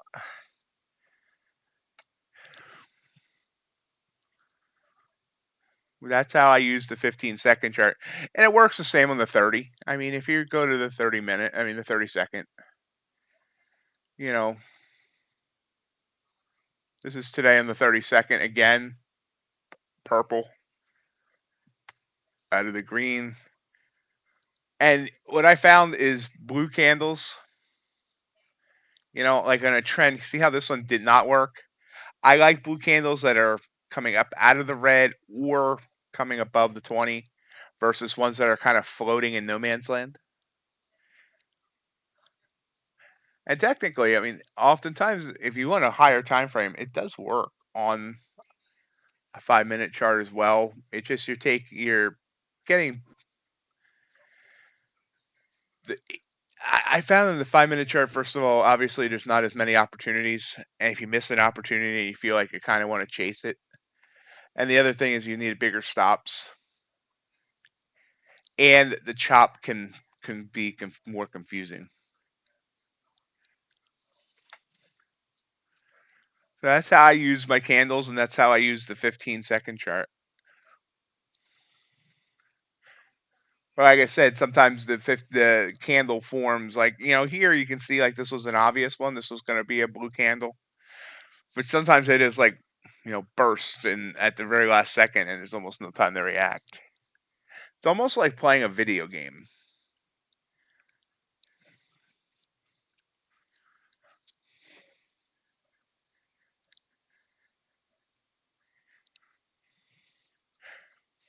And I've often thought that I bet you good video game players probably make good traders because they make quick, good quick decisions, fast.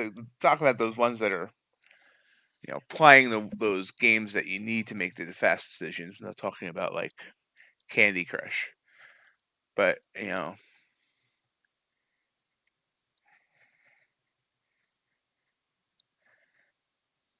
like League of Legends players.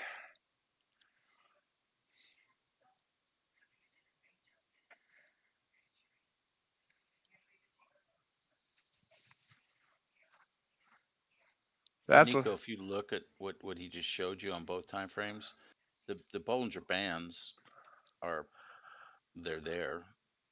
Whether the issue I have not so much with Bollinger Bands but EMAs, when it's live, the EMA is actually not there. But if you go 5-10 minutes forward, then the EMA just somehow is there.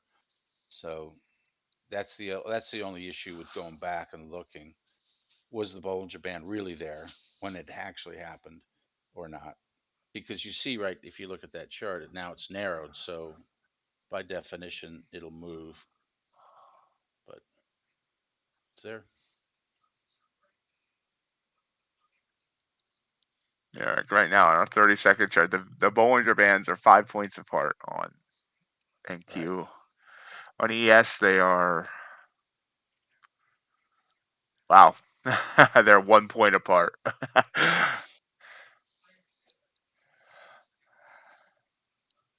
Yeah, poker players. I've heard good that poker players are good traders too. Yeah, because the poker players, they know the odds of every hand, so they know when to play and when not when to sit. So they have the best chance of winning if you're playing the best hand with the best odds. So it's the same with trading. You can't just enter. You have to wait till your setup works and it's the best odds for what you're trying to do. So Got to know when to hold them, know when to fold them. Sorry. yep, they know they know all the odds.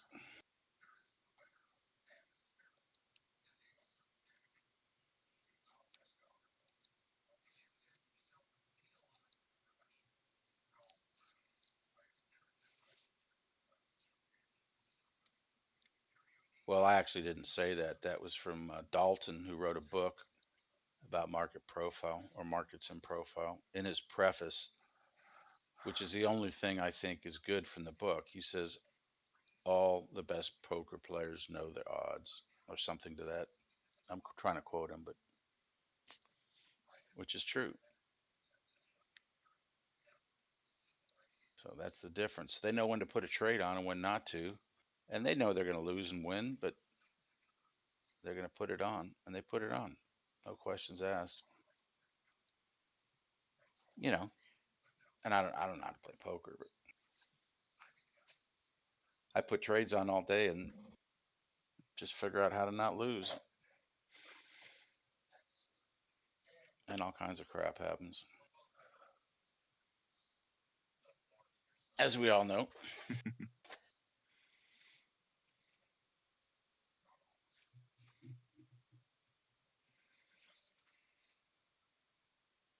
But that's a great point, John. Thanks for bringing that up.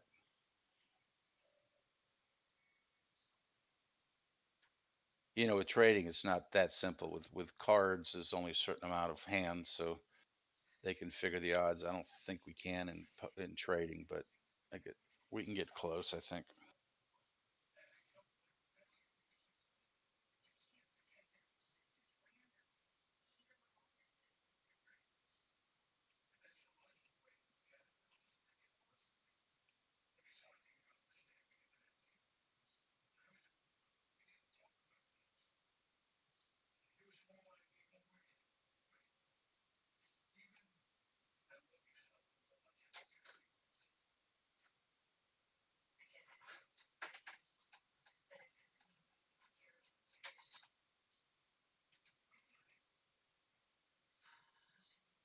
So we made 2 hours. Look at that. Anybody trade? Anybody Huh. get any trades? Anybody make any money? Mr. 15 seconds. Did you do some trades? I got a couple trades there. That was that one a little short on where I got like 3 points. Nice.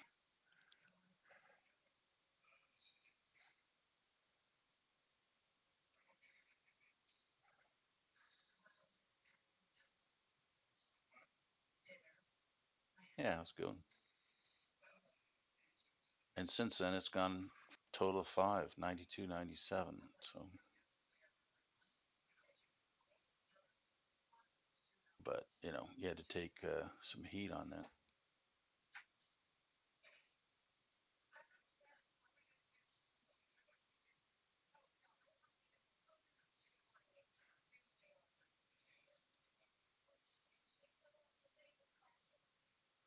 Yeah, I guess I'm gonna look at a couple other assets for these slow Asia streams. I think we might be able to get an NKD trade or two. I've always been a little bit gun shy of the NKD because it's $25 a tick, but I think we might be able to get something.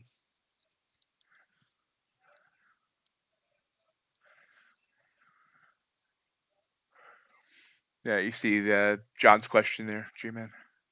Yeah, I was just reading it. So, yeah, I mean, the benefit of trading your own money is you can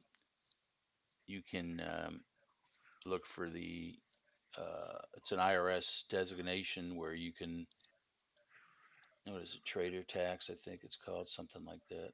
And you can actually deduct expenses because if you're trading the futures at 60/40 long and short, you give that up, but then you can put all your expenses against your trades. So, commissions and everything count against it.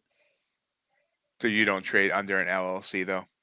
So LLC, nah, Yeah, I've heard like because some people say that's a good thing. Some people say it's not. I don't know.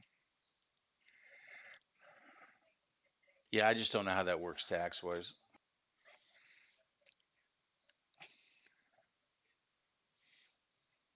I mean, if it's a business account, you'd want it under a corporation or an LLC, yeah. But I don't think you can get the trader tax status for business. I'm not sure on that one. Well, the other thing is John's in Canada. John, do you have the whole Oh, 60/40 thing in Canada as well, or is that maybe he just a does. USA thing? Well, it's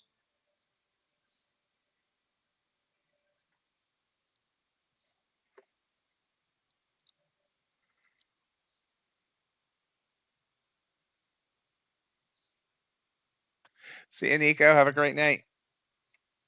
see, Nico, good job.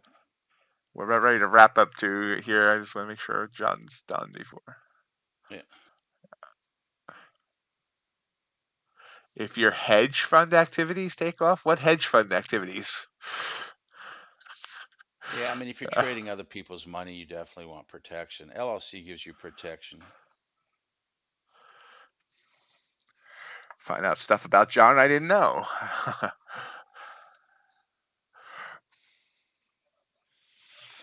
John's really a billionaire. He owns the Mets. No.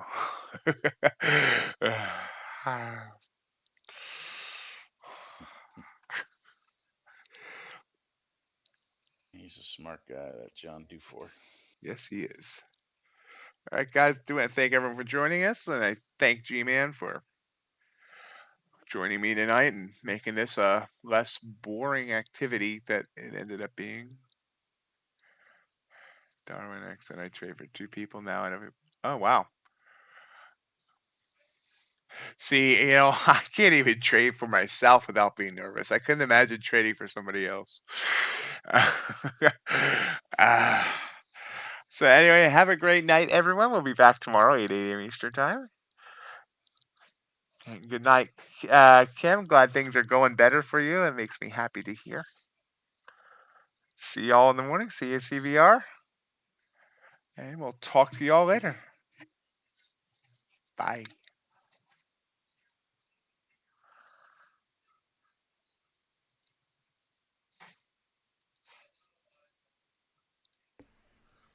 There we Trade go. today's live And stream. we're out. Remember, we do this every day, Monday through Friday, 8 a.m. to 11 a.m. And he's Hope out. you'll continue to join us. Also, want to invite you to join our Discord community. Great community of traders talking trading, sometimes just shooting the breeze about other things as well. Traders helping traders and encouraging traders there.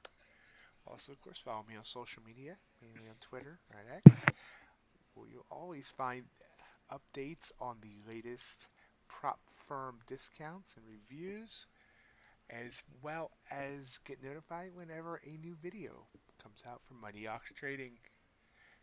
Have a great rest of your day.